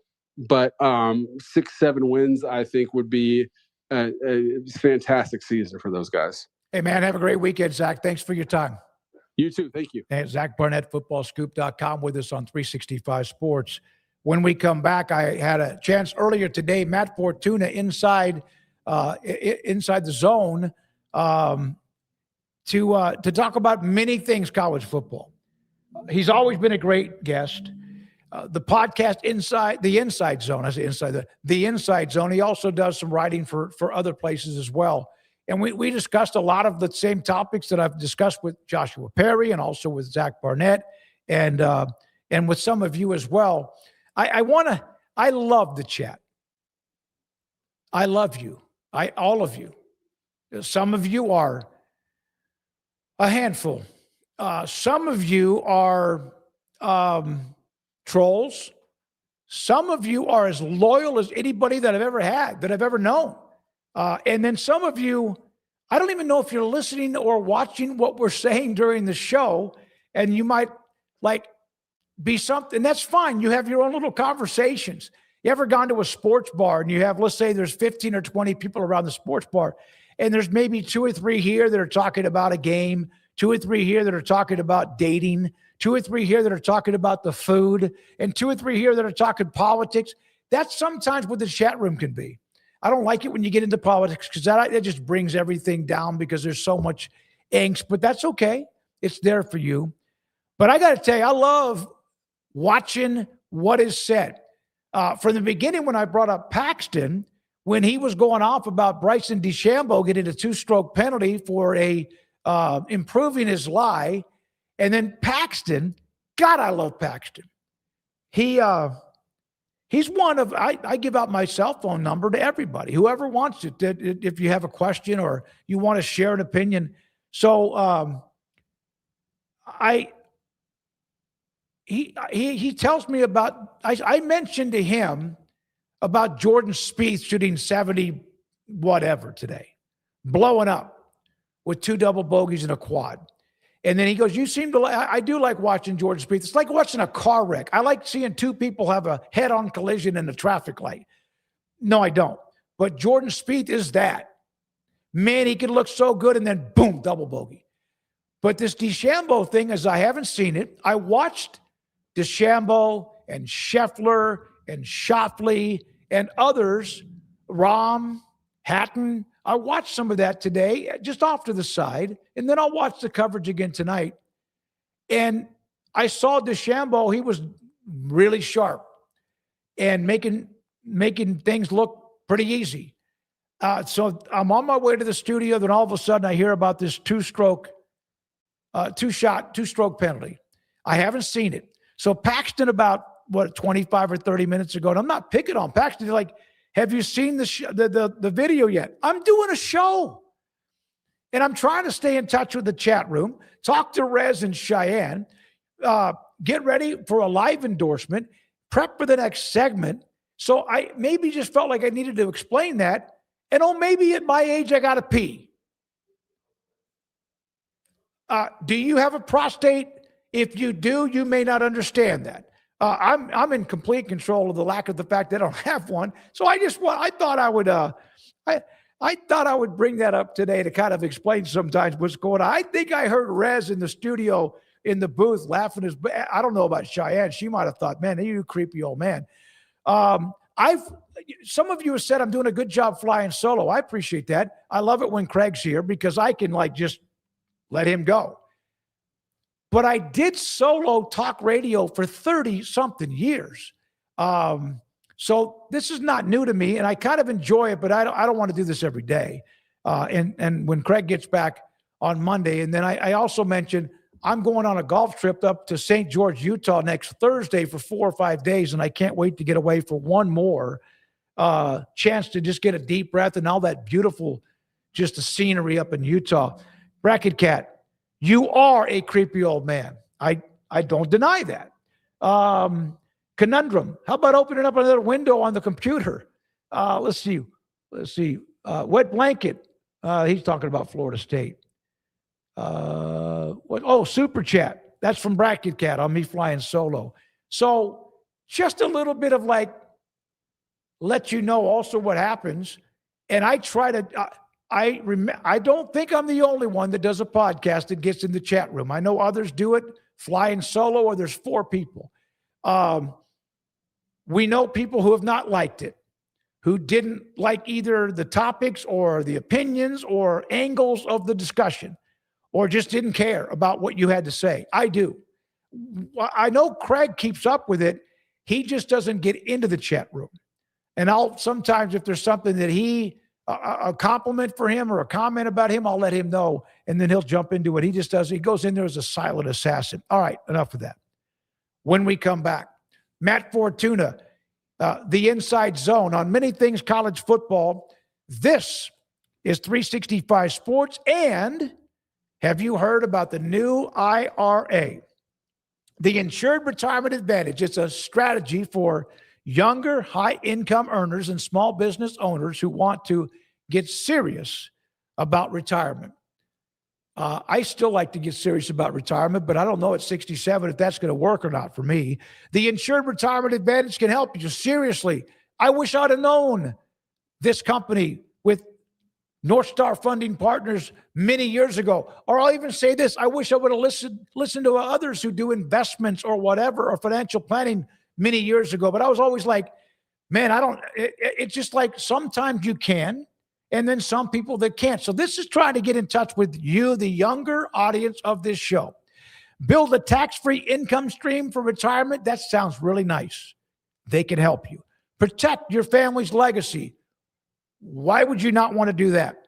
And also keep your capital working efficiently. What you have, making sure that it pays or gets or buys or accumulates what you want and do it efficiently, and you don't need like ultra high net worth. You don't need millions. How many actually have that? A few.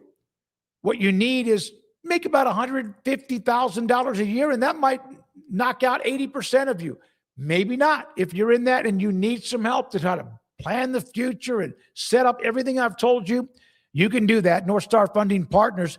Here is how you get in touch with them. Here's the number to call, 623-256-6902, right there on your screen. And also go to the website, northstarfundingpartners.com, and tell them that Smokey and the Smoke Show at 365 Sports sent you.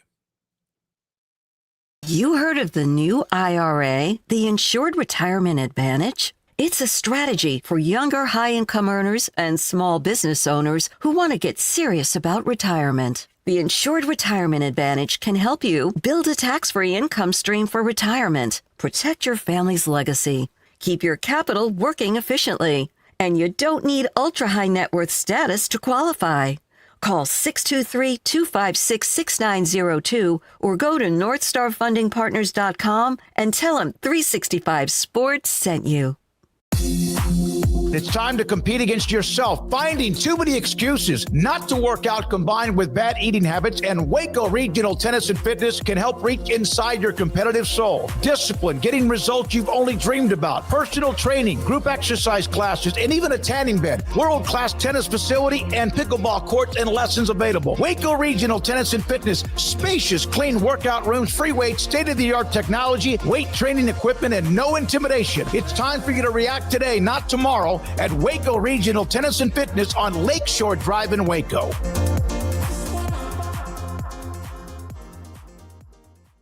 Make this the summer event at Allen Samuels in Waco. Get behind the wheel of an iconic new Dodge Charger RT and score $5,000 in savings. First responders and military members get an extra $500 bonus. Allen Samuels Dodge. Come by, let's be friends. Hi, I'm Dana Hassel, President and CEO of American Bank. Waco is a great place for business, and for more than 70 years, American Bank has been the bank for business. We continue to invest in our growing community with state-of-the-art branches conveniently located to serve you within minutes. Our experienced bankers, lenders, and decision makers work directly with business owners like you every day, providing tailored solutions, timely answers, and local insights, face-to-face. Schedule a meeting with one of our bankers today and find out what makes American Bank the bank for your business. Member FDIC.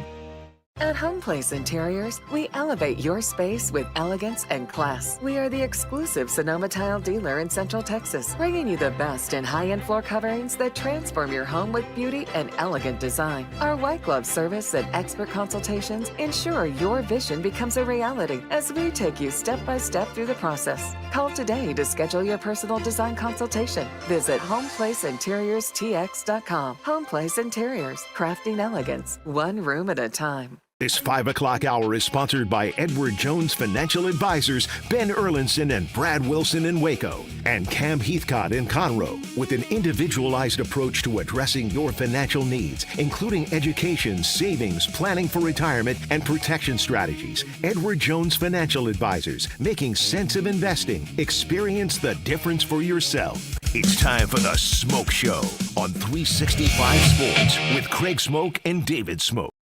Fortuna, always a great guest to have. College football and more. 365 Sports. I'm David Craig. Matt, thank you very much for your time. There's always so much going on in college athletics, and of course, whether it's what's happening with in Congress or NIL or lawsuits and all the above.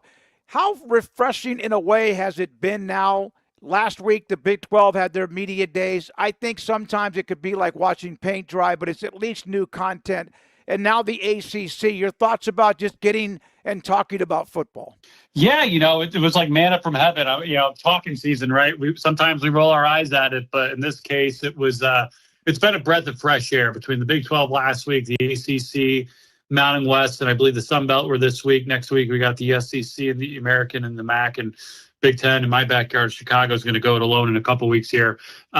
It means the season's closer, right? I believe today, as we speak, we're at the 50-day mark from the first Saturday of week one of the college football season. And I can't wait to get started. It seems like these off seasons get shorter and shorter in some ways and longer and longer in other ways with people talking in circles about playoff expansion, legalese. I feel like I need a law degree to cover the sport sometimes, but it makes the game seem almost like a vacation. And that's what we're all about, right? Seeing the two teams get on the field and seeing who's better than who and crowning a champion at the end of it. And I can't wait till we get back to business of doing just that. We've heard about maybe coaches and even those like directors of athletics, ADs, Jamie Pollard earlier in the week announcing he was going to retire.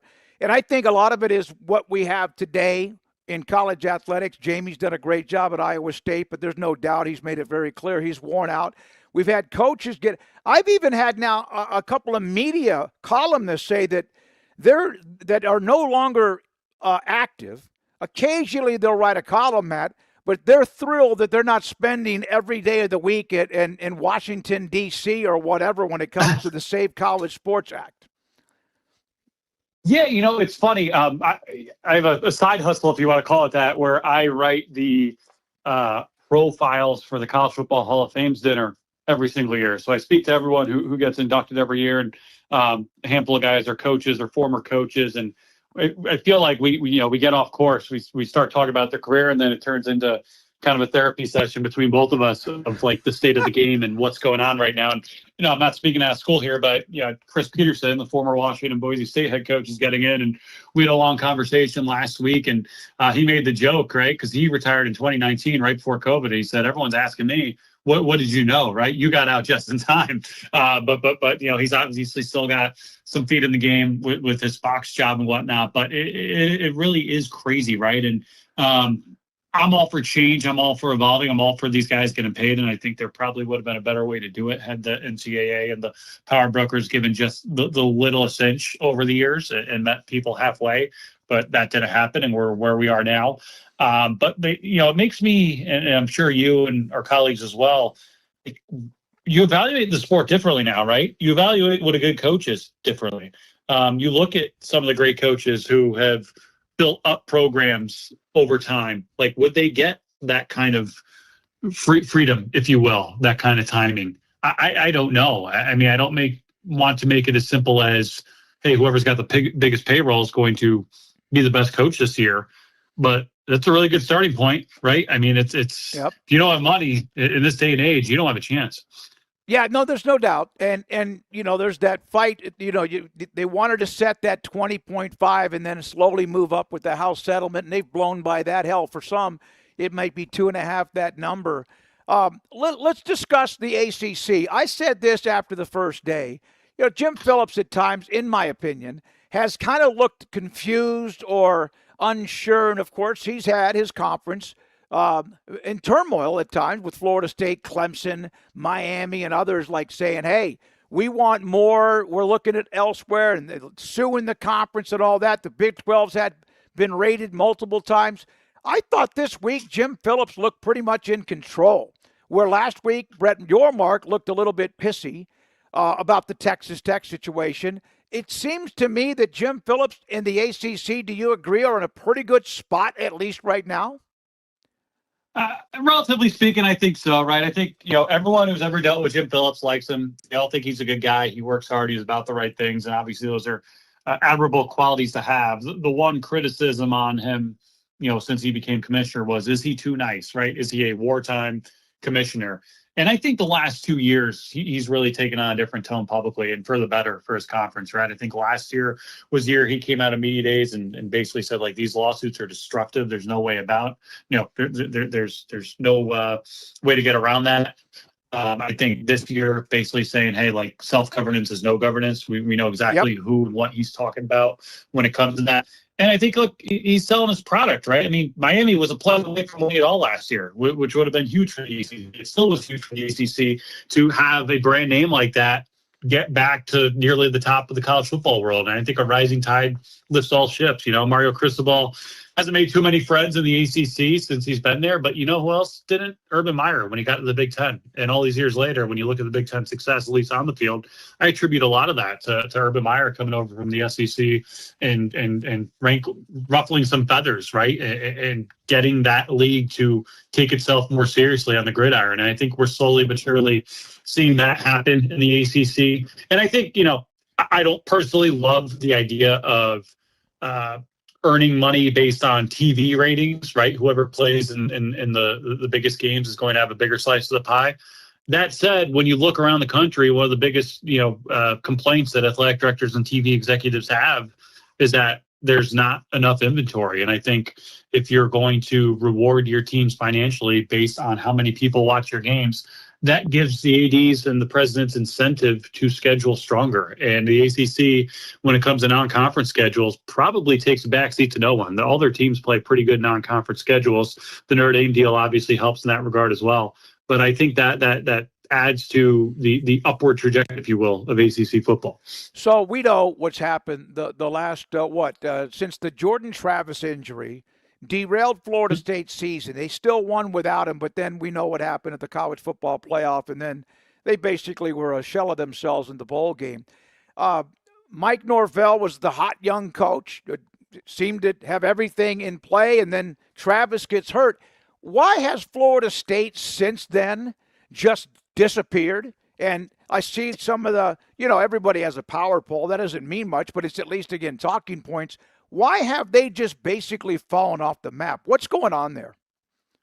It's a great question because I don't think Mike Norvell forgot how to coach overnight, right? Mm-hmm. And when they made the playoff, it felt ahead of schedule. It felt like, wow, this guy's a miracle worker because the program was in dire straits when he took it over. And it looked like, it was very easy, I think, from the outside looking to be like, oh, hey, look, Florida State embraced the transfer portal. They just won the ACC and went undefeated. Clemson hasn't. Look at the difference. And look, Clemson's got their own problems right now. It's another conversation for another time. But a year later, when Florida State has pretty much that same philosophy, well, turns out these one-year rentals weren't all in, right? And the team fell apart. They went 2-10. They got everyone's hopes up with the win over Alabama to open last season, and then they kind of fell flat on their face. So I'm not really sure what's going on there. I mean, between money issues, between all the roster turnover, Gus Malzahn retiring, having a new OC in there this year, things are certainly different. It definitely feels like an or-else season for Mike Norvell. But it's not like they lack talent down there, right? It's a hard one. I mean, again, different conversation, different program. Clemson had a bad season last year and just had their greatest draft output ever under Dabo Swinney. Like, riddle me that. I can't figure out what's ailing both these programs right now because I don't think talent's an issue, and I don't think, generally speaking, coaching is an issue. These are guys who have won at the highest level. I saw and even heard Dabo defending the how dominant they have been with that 15-year stretch and national championships, and they were a part of it. Heck, they caught and then passed Alabama for a handful of years, and then Alabama came back. Then it was Georgia's turn. Matt, my question is, but what he's saying, and I understand him being a little bit defensive, I get it, but what he's actually saying is also validating why people are frustrated because they have been good for so long. And I've used other former championship level programs who blinked and did not recover, and then they've been irrelevant. Is that a concern at Clemson, or has this just been a bump in the road? No, I think it's certainly a concern, really post-COVID, right? I mean, since 2020, their last 14 playoff appearance, I should say, the program been kind of on a downward trajectory, and they haven't completely fallen off the face of the earth. But, 180 once said this to me, and it echoes a feeling I think goes throughout the industry, and maybe this is complimenting Dabo Swinney, maybe it's not. But that's a place that I think is one bad hire away from people looking on a map saying, what state's Clemson in? Yep. What's Clemson, South Carolina, right? And again, I think it's a testament to just how good Dabo has been there, that he made them a national power, that he made them the place to be for a prolonged stretch of time. But, this isn't 2019 anymore, right? I mean, it's 2026. They're using the portal more than they have before, but they still haven't fully embraced it. They're going probably with Chris Mazzina at quarterback, who was a great recruit, but, is that the guy that's going to get you over the top, right? I mean, you look at the last four finalists, quarterbacks in college football in the 12-team playoff era, they've all been transfers, all been one-year transfers, grad transfers who were in their final season. So I don't know, I was blown away to see that draft stat at the end of this past draft saying this was Clemson's highest output since whatever year. It's like they went, 6-7 last year? They struggled really against everybody, right? I mean, they got blown out at home against Syracuse last year. They lost at home to Duke. It's a program that Something there is broken. I don't know what it is. And again, I don't think Dabo Swinney forgot how to coach overnight. In some ways, his stubborn approach, it's admirable, right? In this changing world, like even when he was winning at a high level, he was doing it differently from everyone else. And we all kind of rolled our eyes at him initially until he won so much. We had no choice but to pay attention. I don't know what the answer is. They go back to Chad Morris this year, and look, the guy was a great offense coordinator when he was there. That was 12 years ago. We'll see whether he can recapture some of that old magic. I think Tom Allen is one of the better defensive coordinators in the country. So again, I don't think coaching's the issue. I don't think talent's the issue, but clearly something there has been broken the last couple of years, and I'm fascinated to see how they come out of it. Especially, week one at LSU, a lot of hype with Lane Kiffin, but again, that's a whole new team with a whole new coaching staff and a whole new roster. I'll be curious to see what kind of game unfolds at week one. Big Ten with 3 straight national titles. Michigan's trying to put out the fires, and it's plural. God knows what might end up with that, if anything. Then obviously Ohio State, Penn State dropped, Matt Campbell's in, Franklin's at Virginia Tech. But then the Indiana story, which is still once in a lifetime. What Bill Snyder did many years ago, actually twice at Kansas State, but what he did when he arrived and turned them in from the worst program in America, like Indiana. They didn't win national titles, but they were still really, really good at K-State. It seems like this is not built on like toothpicks. It seems like, Kirk Cignetti's one hell of a coach, knows how to develop and also eye talent, and he's brilliant when it comes to play calling, but it's the defense that last year was so good too. This seems like this could be a long run for them and not just some little fluky deal. Certainly. And look, if there's one phrase that's defined Kirk Cignetti's roster building approach, it's been production over potential, right? Yep. So he's going to get older guys who have a lot of reps. He's going to get guys who have done it before. And he's probably, given how good he and his staff have been, going to coach them into better players than they were before. So we saw that last year with Fernando Mendoza. I'd argue, and I'm not predicting Josh Hoover to win the Heisman here, but I'd argue Josh Hoover is more accomplished entering Indiana than Fernando Mendoza was entering Indiana. And we saw how that worked out for the Hoosiers last year. And now look, sometimes things just happen to click into place, right? Like last year, it seemed like every single person they brought in clicked perfectly. That's not always going to be the case. And I think you run the risk of 1 + 2 + 3, however many guys not panning out after a prolonged period of time. But right now, they've gotten the benefit of the doubt in my mind, right? I mean, if Kirk Cignetti wants you, then you're worthy of being wanted. Let's not forget, they got Tyler Morris last year, receiver out of Michigan, who tore his ACL and missed the whole season. He's back this year. They bring in Marsh from Michigan State, who was probably the number 1 receiver in the portal last year. I know a lot of teams are interested in him. I think Indiana's here to stay. The schedule will be tough again, but I don't know how you can doubt Kirk Cignetti and his staff after what they've done, not just last year, but the last 2 years since they took over that program. Matt, we are all in the middle of the Big 12. We cover everything, but obviously there for 2 days in Frisco. And the overriding thing was the situation with Tech and Big 12 fighting, and in some ways deservedly so. It all depends on how people look at it. I saw where Tech today announced a new stadium name, which is great, for $75 million. They're rolling, but it seemed like it's Tech and BYU. And the question is, will Utah get back to who they were? And last year they had a really good year in Whittingham's last year. What are your thoughts about if there's an upper tier of 3 to 4 teams in the Big 12 besides Tech and BYU, and maybe you have others, but who else would be in that tier? Arizona State, I think, is one to watch just because Kenny Dillingham has done so much good work there in such a short period of time. I think the beauty of the Big 12 is you ask me that question immediately. I'm thinking of everybody, right? I think you can make a compelling argument for and against every team in that league outside of Texas Tech. And even Texas Tech, I know they're the overwhelming favorite to win it this year. They still got quarterback concerns. And, they lost a lot on that defense. I know it's an expensive roster with some talented players, but you do wonder about the attrition / all the offseason turmoil, if that weighs on them, having never really been in this position from a spotlight standpoint before. We shall see. But TCU's, Sonny Dykes is another guy. I don't think he forgot how to coach overnight. I think that's a team that can make some noise. Kansas State will be interesting, just with Colin Klein taking over, first-time head coach. Kansas is one that I think people have completely forgotten about. Lance Leipold was kind of Kirk Cignetti before Kirk Cignetti obviously didn't take the Jayhawks to a national title, but he had won a lot of games at a smaller level and completely reinvented a basketball school and turned Kansas into a really, really good team. So, number of new coaches in that league. I'll be curious to see how Jimmy Rogers performs in year one at Iowa State. He's got huge shoes to fill. And then Utah, I'm not there. I can't speak to all the specifics. It struck me as odd that they more or less forced out Kyle Whittingham.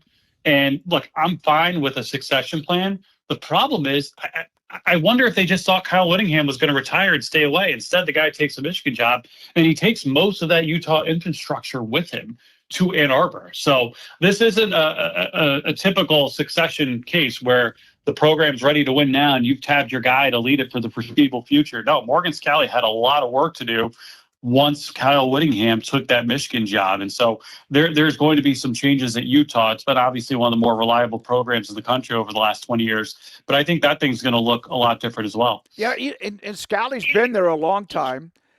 We had Mark Harlan, the AD, on last week at Big 12 Media Day. Scalley's been there a long time. That doesn't mean it's just an easy, smooth transition. They think it will be. But, yeah, that was weird. And Harlan even talked about it, about the Whittingham and how that went down. Next thing you know, him being forced out, no question. And then all of a sudden, like you said, he takes a bunch of the staff and even a few players with him. It's just, man, college football is so bizarre. You might have forced coaches out in the past, but they didn't take many players or couldn't take players with them the way you see it now in college football. One last thing, and Matt Fortuna, the Inside Zone, does a lot of things covering college football. You mentioned the Hall of Fame and the bios and all of that. I'm a member of the Football Writers Association of America. I vote for the College Football Hall of Fame. All of us seem to do that. And it is so intriguing and so many incredible names that aren't even in it yet. But what's that like to get to talk to some of those guys that are going to be inducted in Vegas? Well, but I want to mention Houston's a team I think can really make noise this year. I forgot to mention them when we were talking about Big 12 teams, especially if they win that Week 3 game at Tech. As far as College Football Hall of Fame, it's fun, most of the guys I talk to now, I'm 37 for context, it's a lot of guys I grew up watching, whether it was in college or the NFL. So it's a thrill for me. Look, as a journalist, this. Not always easy to get people to talk to you. They love talking to me now because I'm only asking them about the highlights of their career. So that's fun as well. But to actually have people want to pick up the phone when I call. But it's a very special privilege I don't take lightly. Getting to talk to literal legends and giants of the game at the peak of their accomplishments, if you will. It's really exciting. It's really rewarding. Occasionally you get some guys who've been waiting 30, 40 years and they can't wait to tell you about all their accomplishments. And they're going all the way back to when they first touched the football and then they coached football, yada, yada, yada. But it's really, really fun. I mean, this year's class is absolutely ridiculous when you look at some of the big names, right? From Chris Peterson to Herman Moore, to Olin Kreutz, who I spoke to yesterday here in Chicago, Jordan Lynch from Northern Illinois, Jerry Azuma, from the Bears, who was a running back in New Hampshire, gets in as a running back, ends up going on to a great career in Chicago as a DB. And we start talking, and next thing you know, our kids are in school together. His kid's a year ahead of mine at school. We didn't even realize this. And I ended up running into him shortly afterwards. So it's really, really fun. It's really, really rewarding. I believe this is the 10th year I've been doing it. In year one, I got to talk to Peyton Manning, and I thought, well, this thing's going to work. This is pretty cool. I think I got time for this. Yeah, it's awesome. And I love working with the guys that run that. Such a great event and so much historical, just like memories that make so much. Sometimes I got to admit, I'm 67. I get goosebumps looking at some of the highlights and looking back at the big games, big moments of Hall of Fame players. Matt Fortuna again with us, the Inside Zone, and so much more. Matt, thank you very much and have a great weekend. Thanks, David. You too, buddy. This is 365 Sports. All right, thanks to Matt Fortuna. We appreciate him. There's so many people that cover college football that we enjoyed today. We had Joshua Perry, mainly from the Big Ten. He played at Ohio State. Zach Barnett covers all of the country. And then Matt Fortuna does too. But appreciate all of the guests today. Hey, Cheyenne Fought, who she just left. During the recorded interview, we did a recorded interview with Matt. She left. She did a great job, Rez. Very well done. The maestro that you are, she did a very, very good job. But it's great. Always great to have Rez every day with us. And so let's do this. This might be tough for me. I think I can do the wheel. I obviously can read the poll results, but if there's anything hip hop or pop culture or anything like in the last 15 or 20 years new, I might be screwed without Craig here in the studio. Let's spin the wheel. Whoops. Let's spin the wheel.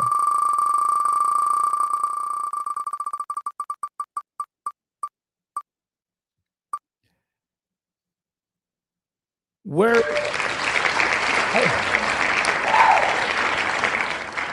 I saw just the triangle, and it said, "Were you ever big?" That's all it said. The answer is yes. I got up to as much as 282 pounds. Oh, excuse me, 282 and a half pounds. I weigh 182, 3 or 4 today. I have been able to run again, as I've told you, because of QC Kinetics treating my hip. But I was 282 pounds. I was puffy. It was bad. And so I saw that. I was like, yes, I've been big. And then Waco Regional Tennis and Fitness and working out with trainer with Christy London, along with the great people there. Then I just got on a mission, and pound by pound, eventually lost a lot of the inches and also the weight. All right, but were you ever big into simple arcade games like Pac-Man or Tetris? If not, then have you ever been to a Dave & Buster's or Chuck E. Cheese? I think I've been to both those. I haven't been to one of those in a long time. I do remember going to both of them, playing video games in arcade. I am of the age that when the video games that you had when you got it at home was a big deal. It started out, and maybe I'm wrong, with Pong.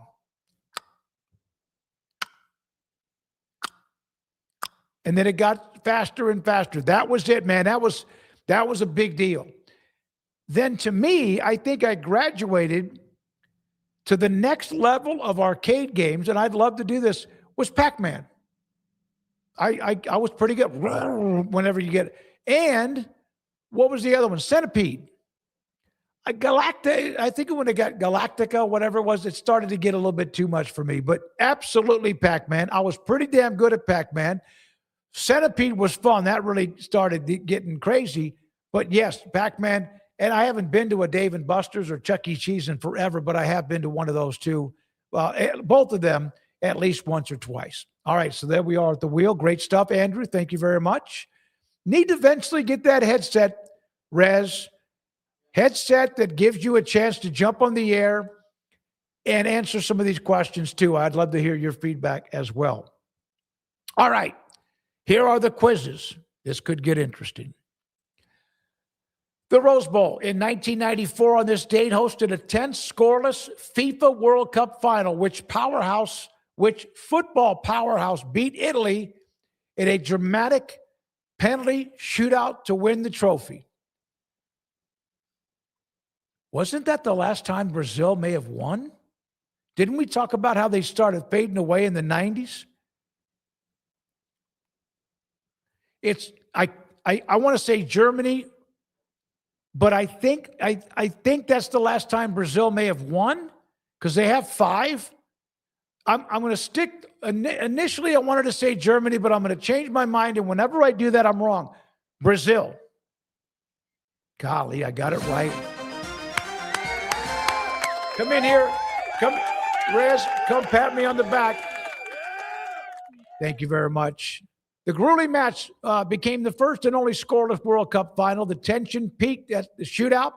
Brazil won 3-2. Italian star Roberto Baggio blasted his final kick over the crossbar. The victory made Brazil the first nation to win 4 World Cup titles, a triumph the team dedicated to the late Formula One legend Ayrton Senna. Oh, I remember that, yeah. So I got it right. I was going to say Germany.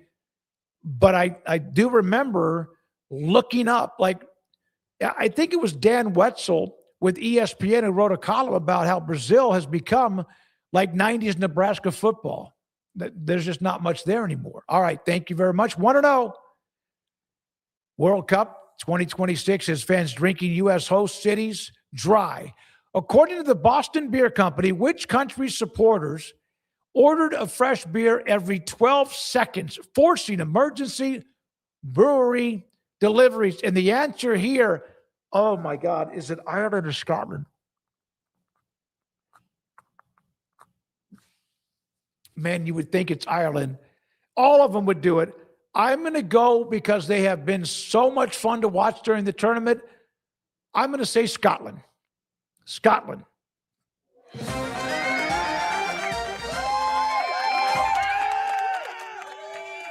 Scottish soccer fans took over Boston, drank the Sam Adams Boston tap room completely dry on their first day in town, while global beer sales have been dropping. The 26th World Cup has been an absolute bonanza for U.S. host cities, driving a massive 14% spike in beverage sales during the tournament's first month. Wow. And I always go back to this. There was so much doom and gloom about the World Cup and fans not sure they wanted to come to the United States, or that hotel rooms were empty, that ticket sales were lagging behind. All of that, screw it. Hotel rooms have been packed. Ticket sales have been amazing. You saw the I think FIFA's dirty, and the ticket sales have been gouging fans, which they do that for the Super Bowl and other events too. But it has been one hell of a ride. After this weekend, there's no more. And I've enjoyed it. It's really kind of carried me for the last 6 months, enjoying, as I said before, more the fan reaction from other countries, people into this country that didn't know or heard all this stuff about, and they have had the time of their life. Now, some of them have gained a lot of weight. They're going to go back to their host countries and have to get themselves back in shape with the food they either eat or don't like or don't eat at all. All right, so I went 2-0 without Craig. This is a day to remember forever. Now, poll results. Who wins the 26th FIFA World Cup final? I said Argentina. I know Spain can bore people to death with winning because they don't give up any goals. You cannot lose if you don't give up a goal. Well, you can in World Cup. You can have a shutout, but have to go to penalty kicks, and you could lose in penalty kicks. It's still a scoreless game. Argentina, 56%. This ought to be a hell of a match. I'm going to play golf early on Sunday, and then I'm going to get home, probably go jump in the pool at the condo and kind of get ready. And then I start working on the shows for next week and watch the final. Argentina, 56%. Now, this next one, I went into the other room. Andrew Valade's in there doing his magic with all the various content that he puts up. He also handles the last part of this show. Last poll question. I sat down with him and I said, hey, help me out with this one. I know about Odyssey. I know there's the movie. I know the book came out like 30 years ago. I don't know when. Christopher Nolan's The Odyssey film came out in theaters today. Which trial scares you the most? I don't know what any of the other ones are. I do know the Cyclops, even when I was a kid, always scared the crap out of me. It always did. And 36% Cyclops. The Siren Song, third. How do you say that, Rez? How do you say the other ones? Is that Scylla and Charybdis? Okay. 27% the Siren Song, 21%, and Confronting the Suitors, 15%. Not many votes for that one, but I did pick the Cyclops, and they did get it at 36%. So thank you very much, Andrew. Appreciate it. Andrew Valade with the wheel, the quizzes, and also the poll results. Thank you for being a part of the poll results. Thank you for your feedback today. To close it out with this. Okay, to close it out, not quite close it out with this. Paxton, I was in there with Andrew talking stuff about the Odyssey and all that, and they had the Open Championship. In fact, right now I see on the big screen that DeChambeau's talking to a couple of officials. I still haven't seen the actual – he's just in there. He's upset, but I still haven't seen what the issue is about improving his lie. I'll go home and watch that. 2 super chats. Oh God, what do you know? It's a smart aleck, somewhat humorous, and just on the edge of naughty. Retired stockbroker, well endowed. That was something that Bracket Cat said. I wish that K-State was well endowed. When it comes to money, Dr. Petty told me I'm good to go. Well, then you shouldn't have had to go to Dr. Petty. Thank you, retired stockbroker, for the $2 super chat. And then Bracket Cat, great job flying solo today. Smokey did it. Did great. Thank you. Again, I did talk radio for nearly 30 years on my own. And I love it when Craig's in here because he's so prepared and he knows what he's talking about. And if he doesn't, he'll say it. And he says what he thinks.